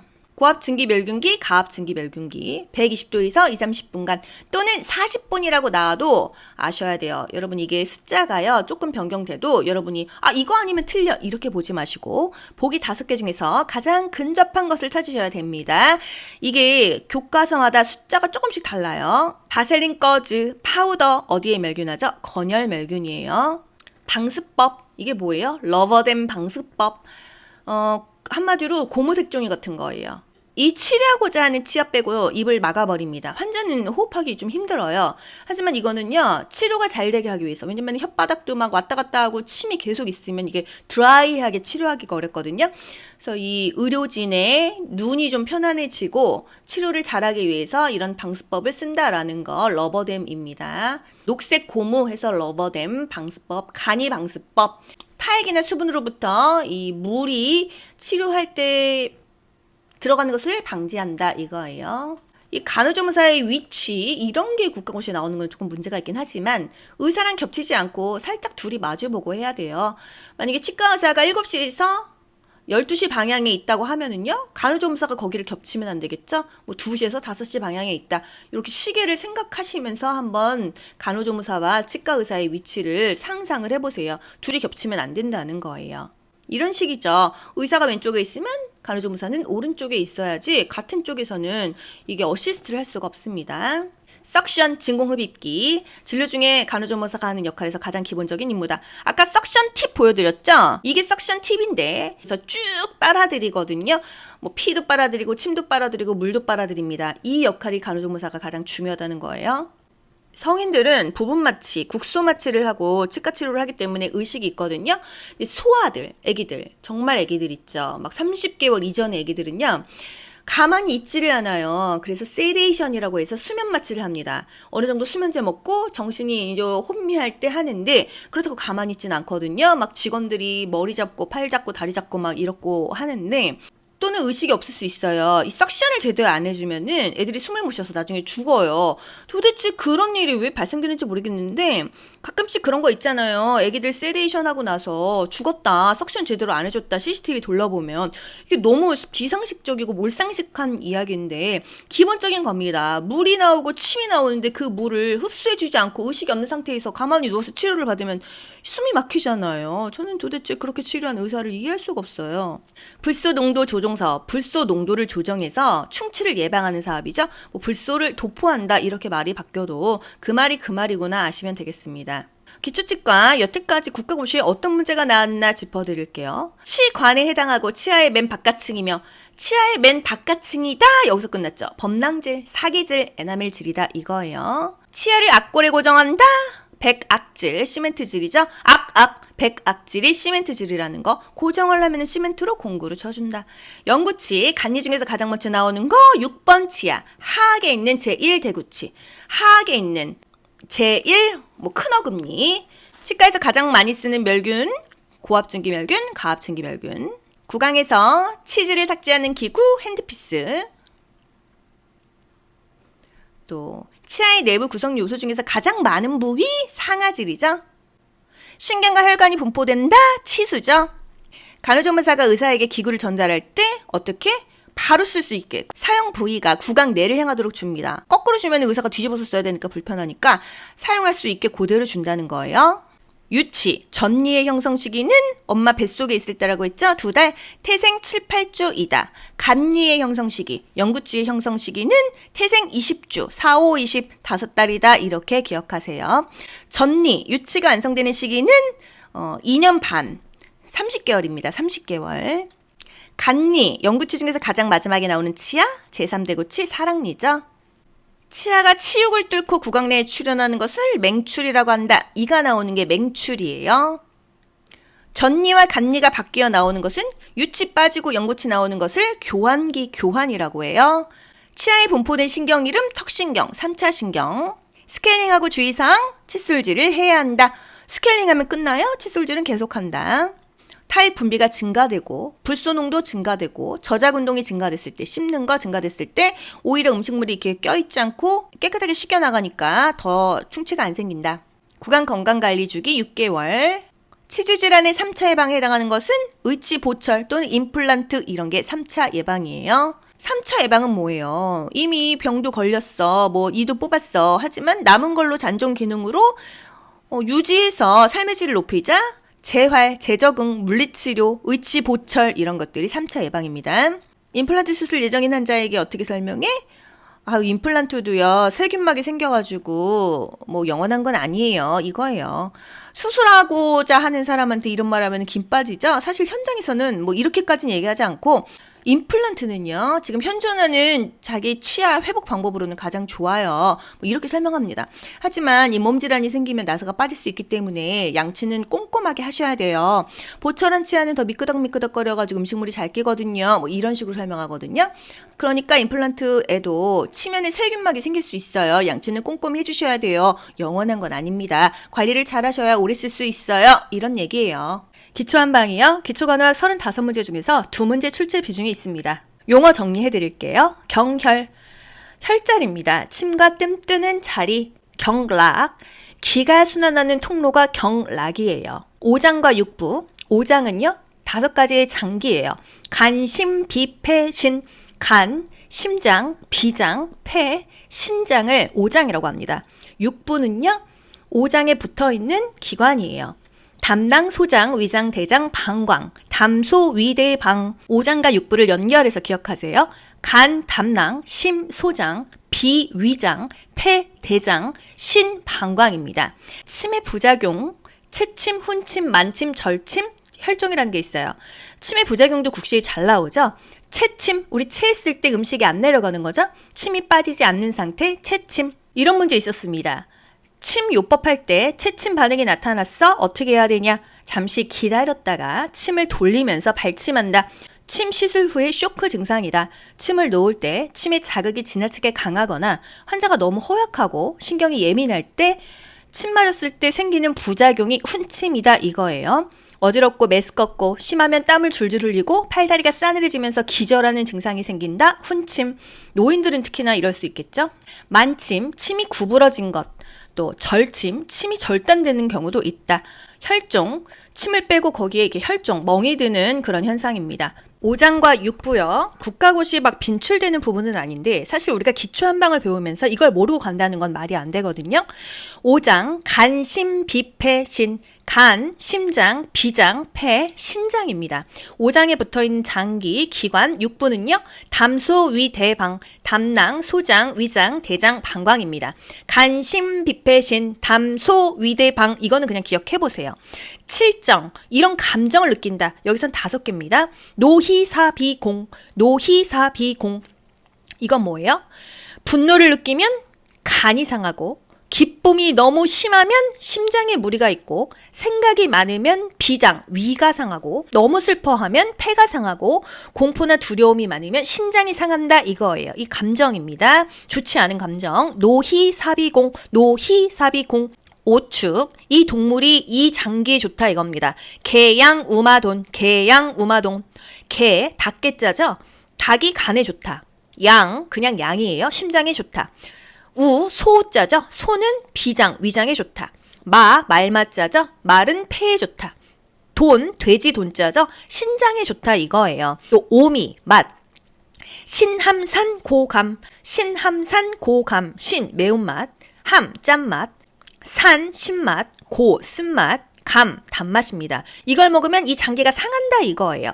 매운맛을 먹으면 간이 상하고 짠맛을 많이 먹으면 심장이 상하고 신맛을 많이 먹으면 비장, 위가 상하고 쓴맛을 많이 먹으면 폐가 상하고 단맛을 많이 먹으면 당뇨 오겠죠?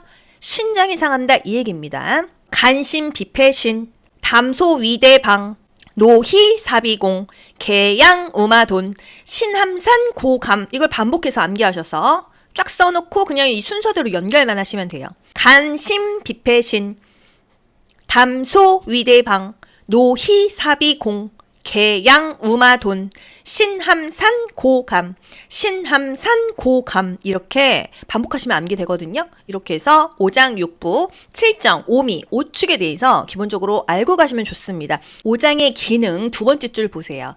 간은 여성의 생식기와 관련되어 있다 그랬고요. 심, 피를 만들고 조혈작용이죠. 모든 장기의 생리활동 기능과 연관이 됩니다. 비장은요. 피를 조정하고 순환을 총괄하는 곳이에요. 그래서 음식물에서 받은 영양분을 전신에 보내는 작용을 하는 게 위장입니다. 순환을 담당한다. 폐, 기를 다스리는 곳이고요. 신, 남성의 생식 기능과 관련 있는 게 신장이에요. 남자 생식기 신장, 여자 생식기 간, 오장에 좋은 가축 개양, 우마돈, 칠정, 노희, 사비공, 약물의 제형의 종류, 요게 국가고시에 잘 나옵니다. 탕제는요, 물약이죠? 탕약, 급성질환에 사용합니다. 따뜻하게 가열해서 먹을 수 있다. 급성질환에 많이 쓰는 거 탕제, 탕약이다. 탕제가 또 직전국시에 어떻게 나왔어요?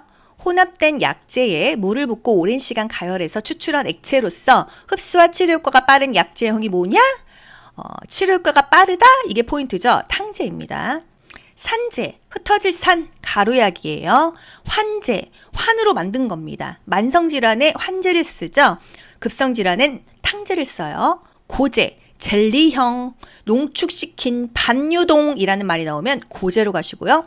액기스제, 매실액기스, 홍삼 액기스요. 일정한 농도가 함축되도록 한 게 액기스제고요. 시럽제, 물약이에요. 코코 시럽. 여기서 정제를 하나 알고 갈게요. 정제는 알약입니다. 알약. 약물을 세말로 하여 가루내서 유효 성분을 추출해서 농축시켜서 부형제를 가하여 정제를 만든 거. 한마디로 약물을 가루를 만든 다음에 농축시켜가지고 이 정제, 알약으로 만든 게 정제입니다. 침은요?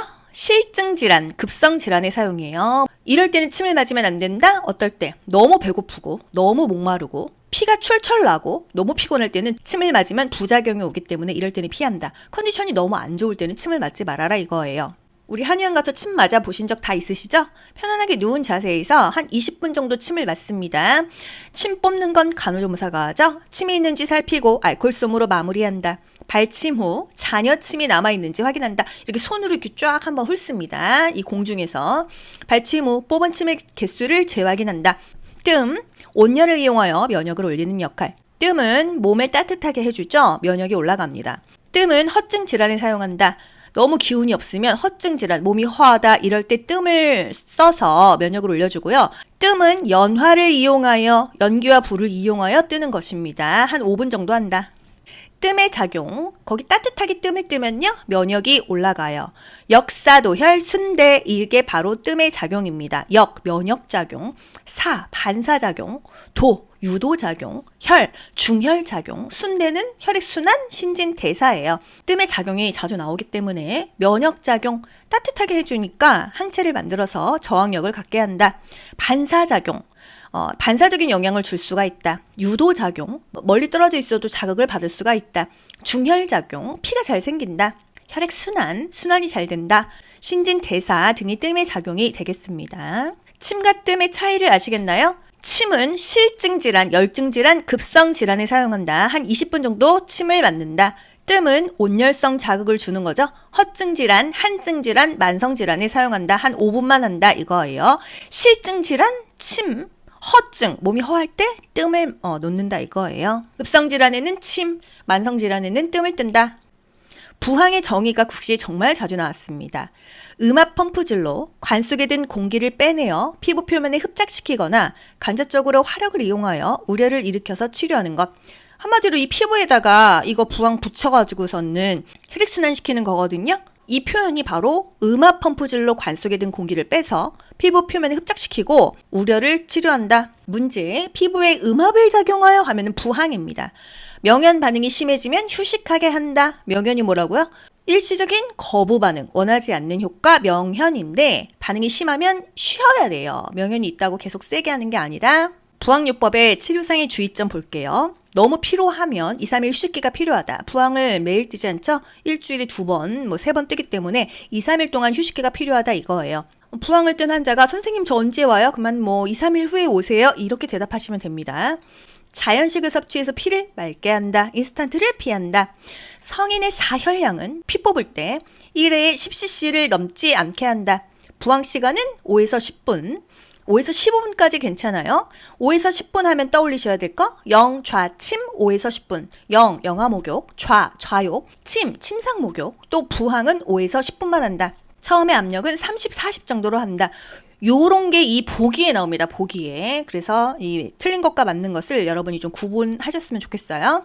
부항 뜰 때 피를 뽑기 때문에 출혈성 증상이 있거나 정맥류 환자는 부항하지 않습니다. 추나요법 뭐예요? 안마해주는 거죠. 마사지입니다. 손가락이나 손바닥을 이용해서 치료하는 거 추나요법이에요. 한의원에서도 추나요법에서 8만 원 이런 식으로 도수처럼 받습니다. 추나요법에 대한 설명으로 옳은 것은 출혈성 질환이 있으면 추나는 하면 안 된다. 이런 게 국시에 나왔었고요. 추나요법실 온도는 한 20도 정도는 돼야 된다. 또 시술 전에 손 씻기, 손톱을 짧게 한다. 출혈성 질환이 있는 환자, 골절 환자한테는 마사지하면 안 되죠. 환자는 시술 후에 한 5분 정도 쉬었다 나가라 이거예요. 수치료, 물치료입니다. 뜨겁게 했다가 차갑게 했다가. 왜 그렇게 하죠? 우리 사우나 가서 왜 아줌마들 찬탕 더운 탕 계속 막 퐁당퐁당 하죠? 혈액순환 시키려고입니다. 신진대사가 원활해지니까 살도 빠질 수가 있겠죠? 문제, 경락과 경혈을 자극하는 수기요법의 효과는 경락이 뭐예요? 기가 순환하는 통로, 경혈은요, 혈자리, 뜸뜨는 자리죠. 이것을 자극하는 수기요법의 효과는 신진대사를 증가하기 위해서이다. 냉탕은 한 16도, 온탕은 한 42도. 중증 심장질환자는 수치료를 금기합니다. 우리 사우나 가서도요, 고혈압 환자, 심장질환자, 이 사우나 안에 들어오지 말라 이런 그 주의사항이 써 있어요. 어혈을 제거하고 체질을 정화한다. 부항이에요. 또 한해 처치를 위한 간호보조 활동, 발침 후 뽑은 침의 개수를 재확인한다. 한의 처치가 뭐예요? 한의원의 처치 이렇게 생각하시면 됩니다. 훈침, 침 맞고 생긴 부작용이다. 현웅감, 어지러운 느낌입니다. 탕제, 급성질환에 사용한다. 산제, 가루약, 환제, 만성질환에 사용하죠. 설탕이나 보조물 넣고 농축시킨 반유동의 상태, 고제예요, 고제. 침은 편하게 누운 자세에서 20분 정도 맞는다. 뜸은 허증 질환에 사용한다. 침은 실증 질환에 사용한다. 뜸의 작용, 역사, 도혈, 순대, 역, 면역작용, 사, 반사작용, 도, 유도작용, 혈, 중혈작용, 순, 혈액순환, 대, 신진대사예요.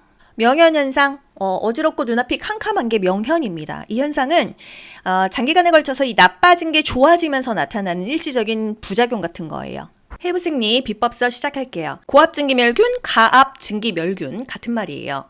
바뀐 용어 그렇게 뭐 중요한 건 아니지만은 굴곡, 신전, 과신전 이 정도 알고 갈게요. 굴곡은 굽힌다. 관절의 각도가 작아진다는 거죠. 신전, 펴는 거예요. 과신전, 과다하게 펴는 것이다.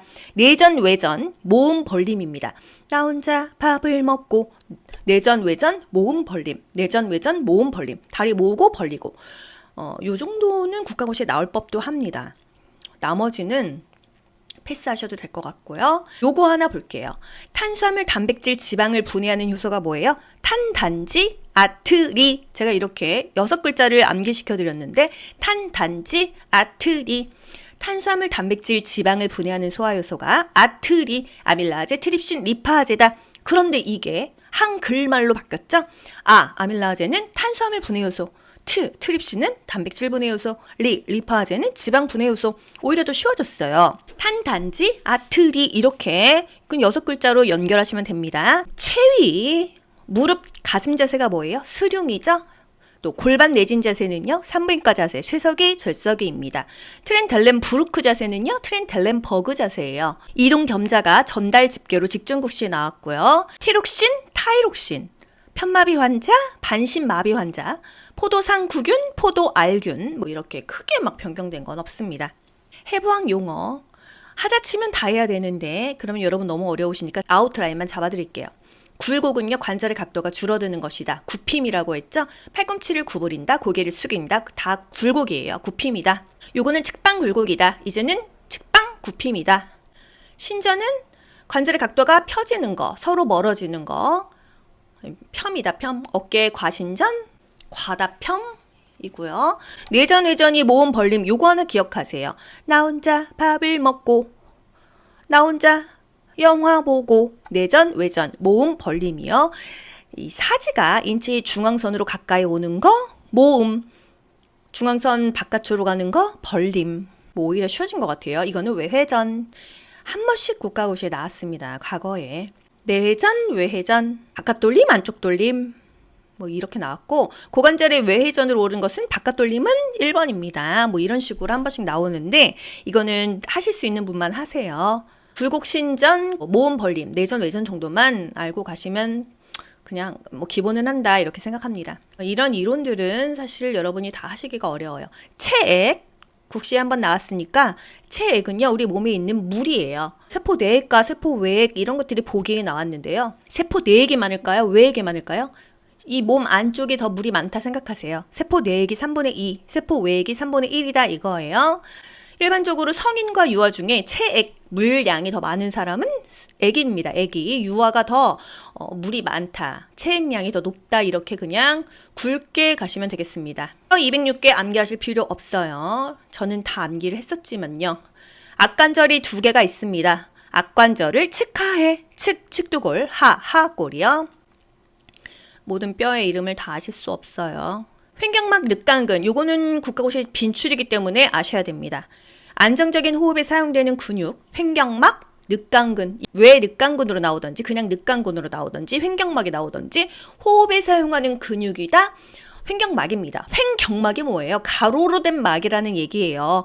그래서 만약에 횡격막이 답에 없어, 뭐 가로막이야, 그럼 그게 답인 거예요. 심장 판막의 기능은 역류 방지, 근골격계 질환. 일단 퇴행성 관절염, 골관절염은 수용이 좋죠. 관절을 많이 쓸수록 통증이 더 심해져요. 이런 문제가 있었거든요. 류마티스 관절염 환자를 위한 간호보조 활동은 운동하기 전 강직 부위에 온열요법을 적용한다. 원래는 무슨 염증에는요 냉요법을 하고 온열법을 하지 않는다고 했는데 이 관절염은 급성 통증이 아니죠. 급성적인 질환이 아니라 만성적인 질환이잖아요. 온열요법 그냥 뭐 정형외과 가서 물리치료 따뜻하게 한다 이런 개념으로 아시면 되겠습니다. 좌우 대칭으로 발생하는 건 류마티스, 비대칭으로 한쪽만 아픈 거 퇴행성 관절염, 골다공증, 요거는 중요하니까 조금 디테일하게 갈게요. 골다공증 있는 여성 노인, 뭐가 좋다? 걷기가 좋다. 골다공증에는 어떤 운동이 좋다? 걷기가 등장성이에요? 등척성이에요? 걷기 자체는 등장성 운동입니다. 관절을 쓰는 운동이에요. 그런데 원래는 골다공증은 등척성 운동이 좋다 그랬거든요. 힘만 줬다 뺐다 하는 거. 하지만 걷기는 등장성임에도 불구하고 골다공증에는 걷기가 좋은 거예요. 아시겠죠? 에스트로겐이 결핍됩니다. 왜? 이제 폐경기, 갱년기가 되면은 에스트로겐 여성 호르몬이 안 나와요. 조금밖에 안 나와요. 그러면 골밀도가 낮아져서 골다공증이 생깁니다. 골다공증이 있는 노인이 기본적으로 베이스에 골다공증을 깔고 넘어져요. 낙상돼요. 고관절 골절이 쉽다. 고관절 골절 되면요. 그 이전의 삶의 진로는 돌아가기가 어렵죠. 골다공증에는 근육과 뼈에 힘을 주는 체중 부하 운동, 걷기가 좋다. 국가고시에 정말 많이 나옵니다. 걷기는요, 뭐 어떤 질병에도 다 좋아요. 하지만 골다공증에는 더 좋다라는 거예요. 골다공증은 골절이 취약하니까 부상 위험이 없이 힘만 줬다 뺐다 관절 안 쓰는 등척성 운동이 좋다. 하지만 걷기는 등장성 운동임에도 불구하고 좋다라는 거예요. 칼시토닌 과다 분비 시 골다공증 예방이 가능하다. 근육과 뼈에 힘을 주는 체중 부하 운동 걷기가 좋다. 골절에 취약하니까 골다공증은 등척성 운동을 권한다. 단, 걷기를 하지만 걷기는 등장성 운동이다. 걷기가 등장성 운동이고요. 계단 오르기 등장성 운동이죠. 이런 거 국가고시 나옵니다. 뼈와 치아를 구성하는 성분이며 혈액 응고에 관여하는 무기질 뭐예요? 칼슘, Ca죠. 폐경기 이후에 골다공증의 위험이 왜 높아지죠? 에스트로겐이 결핍돼서. 이거 다 국가고시 포인트만 짚어드리는 거예요. 수근간 증후군 너무 중요하죠. 국가고시에 거의 매번 나와요. 수근간 증후군은요. 손목을 구부려서 양쪽 등을 맞대고 1분 정도 있으면 저립니다. 어디가 저려요? 손가락과 손바닥이 저려요. 그랬을 때 수근간 증후군인가 봐. 이렇게 자가 진단을 할 수 있다는 얘기거든요. 손을 털면 일시적으로 통증이 완화됩니다. 밤에 더 아파요. 팔렘 검사가 뭐냐? 그림을 고르라고 합니다. 양측의 손등을 맞대고 미는 동작을 1분 정도 했을 때 손 저림이 심하다면 수근간 증후군이다 이거예요. 티넬 검사, 손목의 정중신경을 이렇게 뭐 고무망치 같은 거로 이렇게 두드려요. 통증을 확인하는 검사가 티넬 검사입니다. 그래서 팔렘 검사를 하든지 티넬 검사를 해서 수근간 증후군인지 알아보는 거예요. 수근간 증후군 수술을 하고 나면요. 24시간 동안 손을 올리고 있습니다. 얼음찜질, 진통제로 통증을 관리하고요. 한 6주는 무거운 물건 들면은 안 되고 무리하면 안 된다는 거예요. 보통 근육, 인대 쪽을 수술하면요. 한 6주는 있어야 그 인대가 붙습니다. 수근간 증후군의 자가진단법 팔렘 검사. 소화기계 구조, 입으로 들어가서 항문으로 나가는 그 모든 과정이 소화기계예요. 소화기계의 종류, 구강, 인두, 식도, 위, 간, 담낭, 췌장, 십이지장, 소장, 대장, 직장, 항문관까지가 다 소화기계라고 할 수가 있다. 입으로 들어가죠? 입에서 저작, 씹어요. 인두를 통해서 식도로 내려갑니다.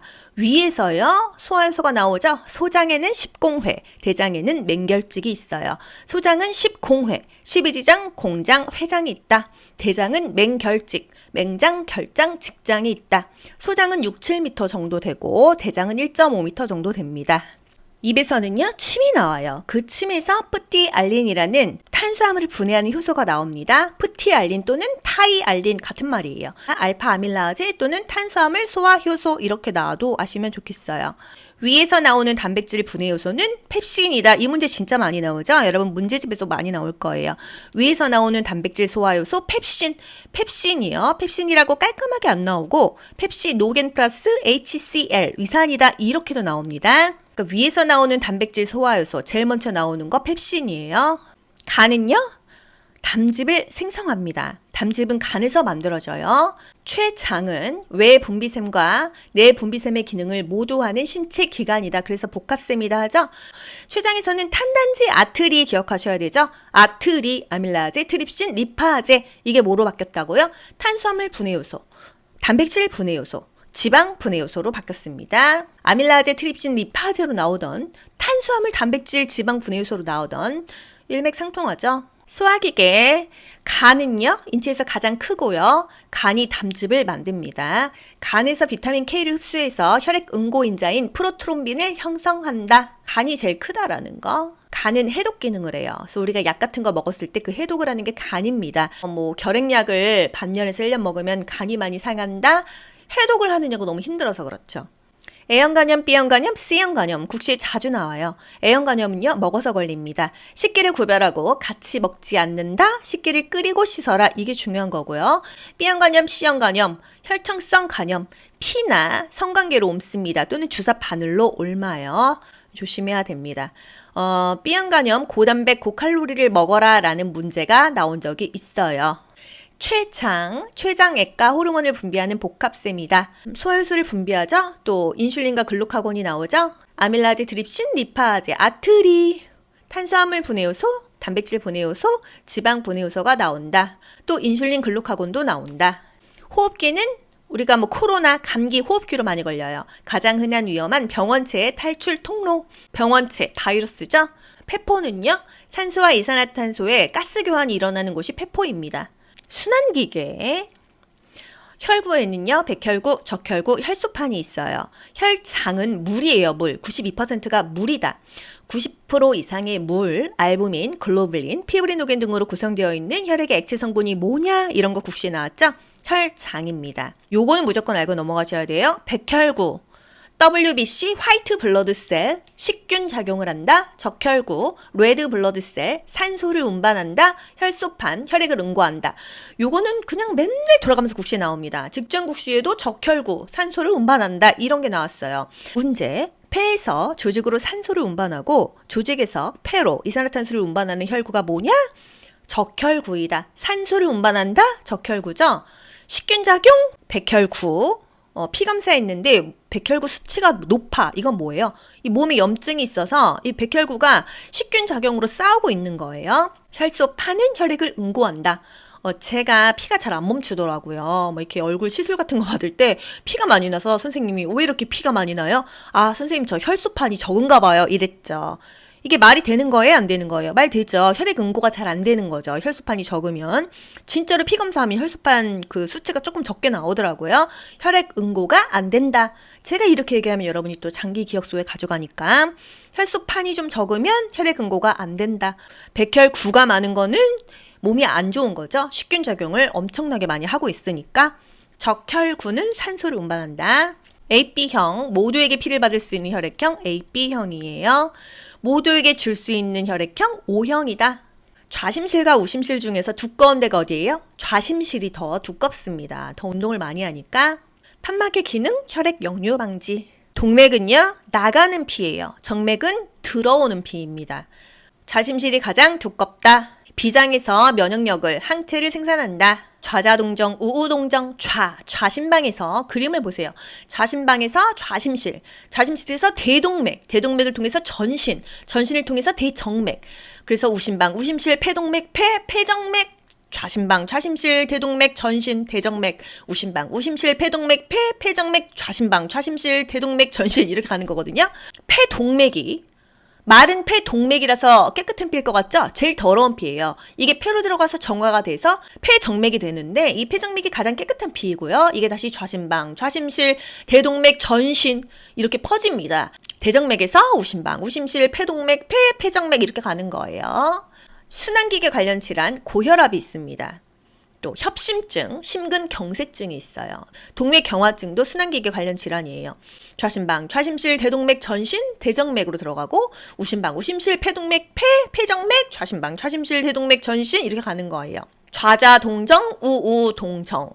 평소에 공부하실 분은 하시고 국시 직전에는 그냥 패스하셔도 됩니다. 횡격막, 요건 중요하다. 호흡시, 흉부와 복부를 나누는 근육이다. 제가 상반기 비법서는 2월 달에, 하반기 비법서는 8월 달에 일시적으로 한 일주일만 공개하고 신청을 받고요. 그 이후에는 추가 신청을 안 받고 있어요. 비뇨기계 구조, 신장, 요관, 방광, 요도. 이 순서를 모의고사에서 많이 물어보죠. 국시용은 아닌데. 장관이다. 신장이 먼저냐, 요관이 먼저냐. 장관, 신장 다음에 요관, 그 다음에 방광, 요도다. 이렇게 풀 수가 있어요. 신장의 기능, 신장은 정말 너무 중요해요. 신장이 망가지면요, 노폐물이 몸 밖으로 배설이 안 돼요. 그래서 신장 투석을 해요. 투석은 거의 이틀에 한 번씩 하고요. 한 번 가면 막 3-4시간 걸리기 때문에 신장 투석하시는 분들은 여행도 못 가요. 신장의 기능, 노폐물을 배설한다. 요산, 요소, 무기염류, 크레아틴을 배설한다. 영양물질을 재흡수하고 혈압을 조절하는 호르몬 레닌을 분비한다. 신장에서 분비되며 혈압을 조절하는 물질 레닌이다. 핍뇨, 핍뇨가 뭐예요? 요 감소, 핍뇨, 다뇨, 요 비중이 높은 게 핍뇨입니다. 또 다뇨, 요 비중이 낮다. 핍뇨는요, 1시간에 30cc 이하고요. 하루에 500cc 맥주 한 잔만큼밖에 안 나오는 게 핍뇨입니다. 임종 전에 핍뇨가 많아요. 요 감소. 무뇨는 거의 오줌이 없어요. 100cc밖에 안 나온다라는 거. 다뇨, 요봉증. 항이뇨 호르몬이 결핍되면 요봉증이 나타나요. 이 항이뇨. 소변이 안 나오게 하는 호르몬이 분비가 장애가 되면은 소변이 계속 나오는 요봉증이 나오겠죠? 요실금, 본인의 의지와 관계없이 소변이 나오는 것입니다. 살을 빼거나 골반 근육 강화 운동, 케겔 운동을 해야 되고요. 생殖기계 구조, 테스토스테론, 남성 호르몬, 여자는요, 에스트로겐이죠. 남자는 테스토스테론이다. 나팔관 너무 중요하다. 수정이 이루어지는 장소, 난관의 팽대부. 나팔관이 난관이에요. 신경계, 중추신경계와 말초신경계로 나뉘어져 있습니다. 중추신경계는 뇌와 척수, 말초신경계는 뇌신경과 척수신경으로 이루어져 있어요. 또 말초신경계의 기능에는 체성신경과 자율신경이 있다. 굵게만 알고 넘어가십시오. 중추신경계는 뇌와 척수로 구성되어 있고 신경 정보를 통합 조정하는 중앙 처리 장치 기능을 한다라는 거.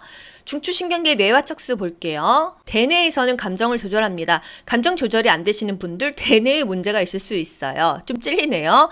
요즘에는 감정 조절이 참 잘 되는데 제가 과거에 안 된 적이 많았거든요. 대뇌가 문제가 있었을 수 있겠네요. 중뇌, 시상. 시상 하부가 국시에 정말 많이 나왔죠. 항상성을 유지한다 이렇게 나온 적도 있고요. 체온 조절 중추다 시상하부죠. 항이뇨 호르몬과 옥시토신을 생성한다 시상하부고요. 인체의 항상성 유지에 관여하는 신경계의 구조는 시상하부이다 이거예요. 연수도 국가고시에 빠지지 않고 나오죠. 시상하부 아니면 연수가 나와요. 연수는 같은 말로 숲내인데요. 교내와 척수 사이에 위치하며 연수 어디 있어요 지금? 여기 있네요. 녹색. 생명유지와 직결되는 호흡 중추가 있는 곳. 혈관을 조절하고 심장 중추의 역할을 하는 거. 연수죠. 호흡과 맥박을 조절하는 중추. 연수죠. 생명유지와 직결되는 뇌의 부위. 연수이다. 손뇌. 운동 중추가 있어서 손해가 망가지면 균형 능력이 상실돼서 술 취한 사람처럼 비틀비틀 걷거나 넘어지는 거 손해가 망가져서 그렇다. 말초신경계, 뇌신경과 척수신경으로 구성된다. 뇌신경, 복잡하네요. 그쵸? 후각, 시각, 청각, 여러 안면 감각과 운동에 관여하는 게 뇌신경이에요. 그래서 뇌가 다치면은 말도 못하고, 이 표정도 잘 안 나오고, 귀도 잘 안 들리고, 척수신경 31쌍, 목신경 8쌍, 가슴신경 12쌍, 허리신경 5쌍, 엉치신경 5쌍, 꼬리신경 1쌍. 이게 뭐 한문으로 나오던지 한글로 나오던지 이렇다는 거. 경추신경이 8쌍이고 흉추신경이 12쌍, 요추신경 5쌍.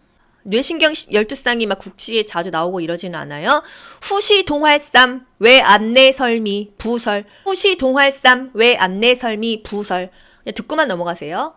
후각신경, 시각신경, 동안신경, 눈돌림신경, 활차신경, 도르래신경, 삼차신경, 또 외양신경, 갓돌림신경, 안면신경, 얼굴신경, 뇌신경, 속귀신경, 설인신경, 혀인두신경, 미주신경, 부신경, 더부신경, 설화신경, 혐의신경입니다. 이 중에서 제8 뇌신경, 뇌신경, 속귀신경, 난청이 온다 하면은요, 제8 뇌신경, 속귀신경이 망가진 거죠. 스트랩토마이신이라는 1차 결핵약을 장기간 복용했을 때 난청이 온다. 제8 뇌신경, 뇌신경, 속귀신경, 요게 망가진다는 거예요. 교감신경과 부교감신경. 교감신경은요, 스트레스 상황에서 촉진됩니다. 긴장하거나 놀랐을 때, 운전하다가 앞차를 박았을 때, 밤에 누가 따라왔을 때, 공포나 분노를 느꼈을 때 교감신경이 발동되는 거예요. 교감신경이 자극되면요, 동기가 확장된다. 동공과 기관지가 확장되고요. 땀이 줄줄 나와요. 땀샘 분비가 촉진된다. 혈압이 수축된다. 혈압이 올라간다. 오줌은 나와요, 안 나와요? 땀은 나오는데 소변은 안 나온다. 이게 바로 방광이 이완됐다 이거예요. 우리가 자궁이 수축됐다 하면 애기 나오죠? 이완됐다는 안 나오는 것입니다. 동공과 기관지가 확장되고 땀은 줄줄 나오지만 방광은 이완된다. 소변은 안 나온다. 이게 바로 교감신경이에요. 밤에 제가 혼자 걸어가고 있는데 누가 막 따라옵니다. 빨리 도망가야 될 거 아니에요? 동공과 기관지가 확장됩니다. 기관지가 확장돼야 호흡을 잘할 수 있어서 막 뛰어갈 수 있잖아요. 그쵸? 땀은 뻘뻘 나지만 그 상황에 오줌 마리면 도망 못 가잖아요. 그래서 방광이 이완된다, 소변은 안 나온다 이겁니다. 스트레스 받으니까 혈압은 올라가겠죠. 급성 통증 반응은, 교감신경 반응은 물어본 거예요. 스트레스 상황에서 동공은 확대되고 기관지도 확장된다. 기관지를 확장하는 약물 뭐 있어요? 살, 에피네프린, 아미노필린, 살부타몰이 있어요. 기관지가 확 좁아지는 과민증을 뭐라 그러죠? 급성 중증 과민증, 아나필락틱 쇼크라고 그러죠. 내분비계, 뇌하수치 전엽이냐 후엽이냐, 그냥 후엽만 기억하세요. 후옥항. 후엽은요, 옥항, 옥시토신, 항, 이뇨호르몬이고 나머지는 모르는 거 다 전엽이다. 성장호르몬, 난포 자극호르몬, 갑상샘 자극호르몬, 부신피젤 자극호르몬, 항체 형성호르몬, 젖분비 호르몬 다 전엽이고 후옥항, 뇌하수치 후엽에서 나오는 거 옥항, 옥시토신, 항, 이뇨호르몬만 후엽에서 나온다. 혈당을 상승시키는 호르몬 4가지, 글해성코, 글루카곤, 에피네프린, 성장호르몬, 코르티솔. 이거 모의고사 문제은행에 정말 많이 나오죠? 글해성코, 글루카곤, 에피네프린, 성장호르몬, 코르티솔. 이거는 혈당을 올려주는 호르몬이에요. 티록신이 부족하면, 타이록신이 부족하면 소아는 크레틴병, 성인은 점액수종, 점액부종이 생긴다 그랬죠? 부갑상샘 호르몬, 파라토르몬.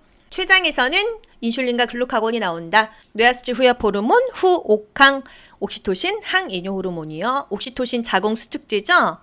자궁수축제 옥시토신, 에르고노빈, 두 개가 자궁수축제입니다.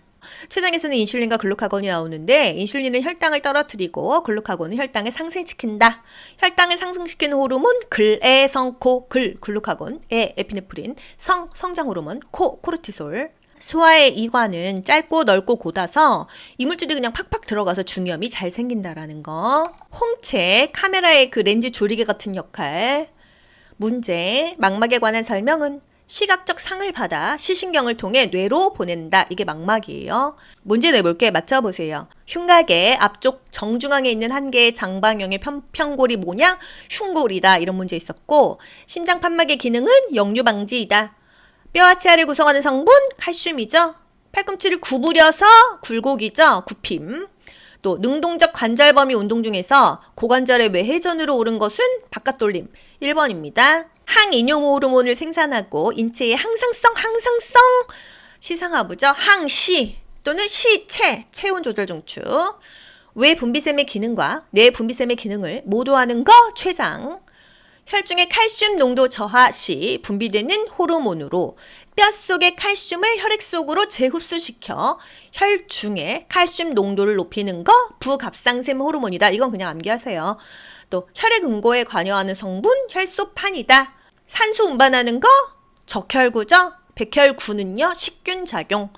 지방을 소화하는 요소 리파제 또는 지방 분해 요소이다. 탄단지 아트리. 소화기관과 기능, 위는 단백질을 분해한다. 위에서 단백질 분해하는 애가 누구죠? 펩신이죠. 정상호흡에서 흡기 시에 사용되는 주호흡근, 외늑강근 또는 횡격막 이런 거. 90% 이상의 물, 알부민, 90% 이상 물이다 하면 혈장으로 가세요. 교내와 척수 사이에 위치하며 생명유지와 직결되는 호흡중추, 연수죠. 국소마취제, 리도카인, 반드시 이중 잠금 장치해야 되는 거 마약류, 모르핀, 신장에서 분비되어서 혈압을 조절하는 거 레닌, 망막은 시각적 상을 받아 신경을 뇌로 보낸다.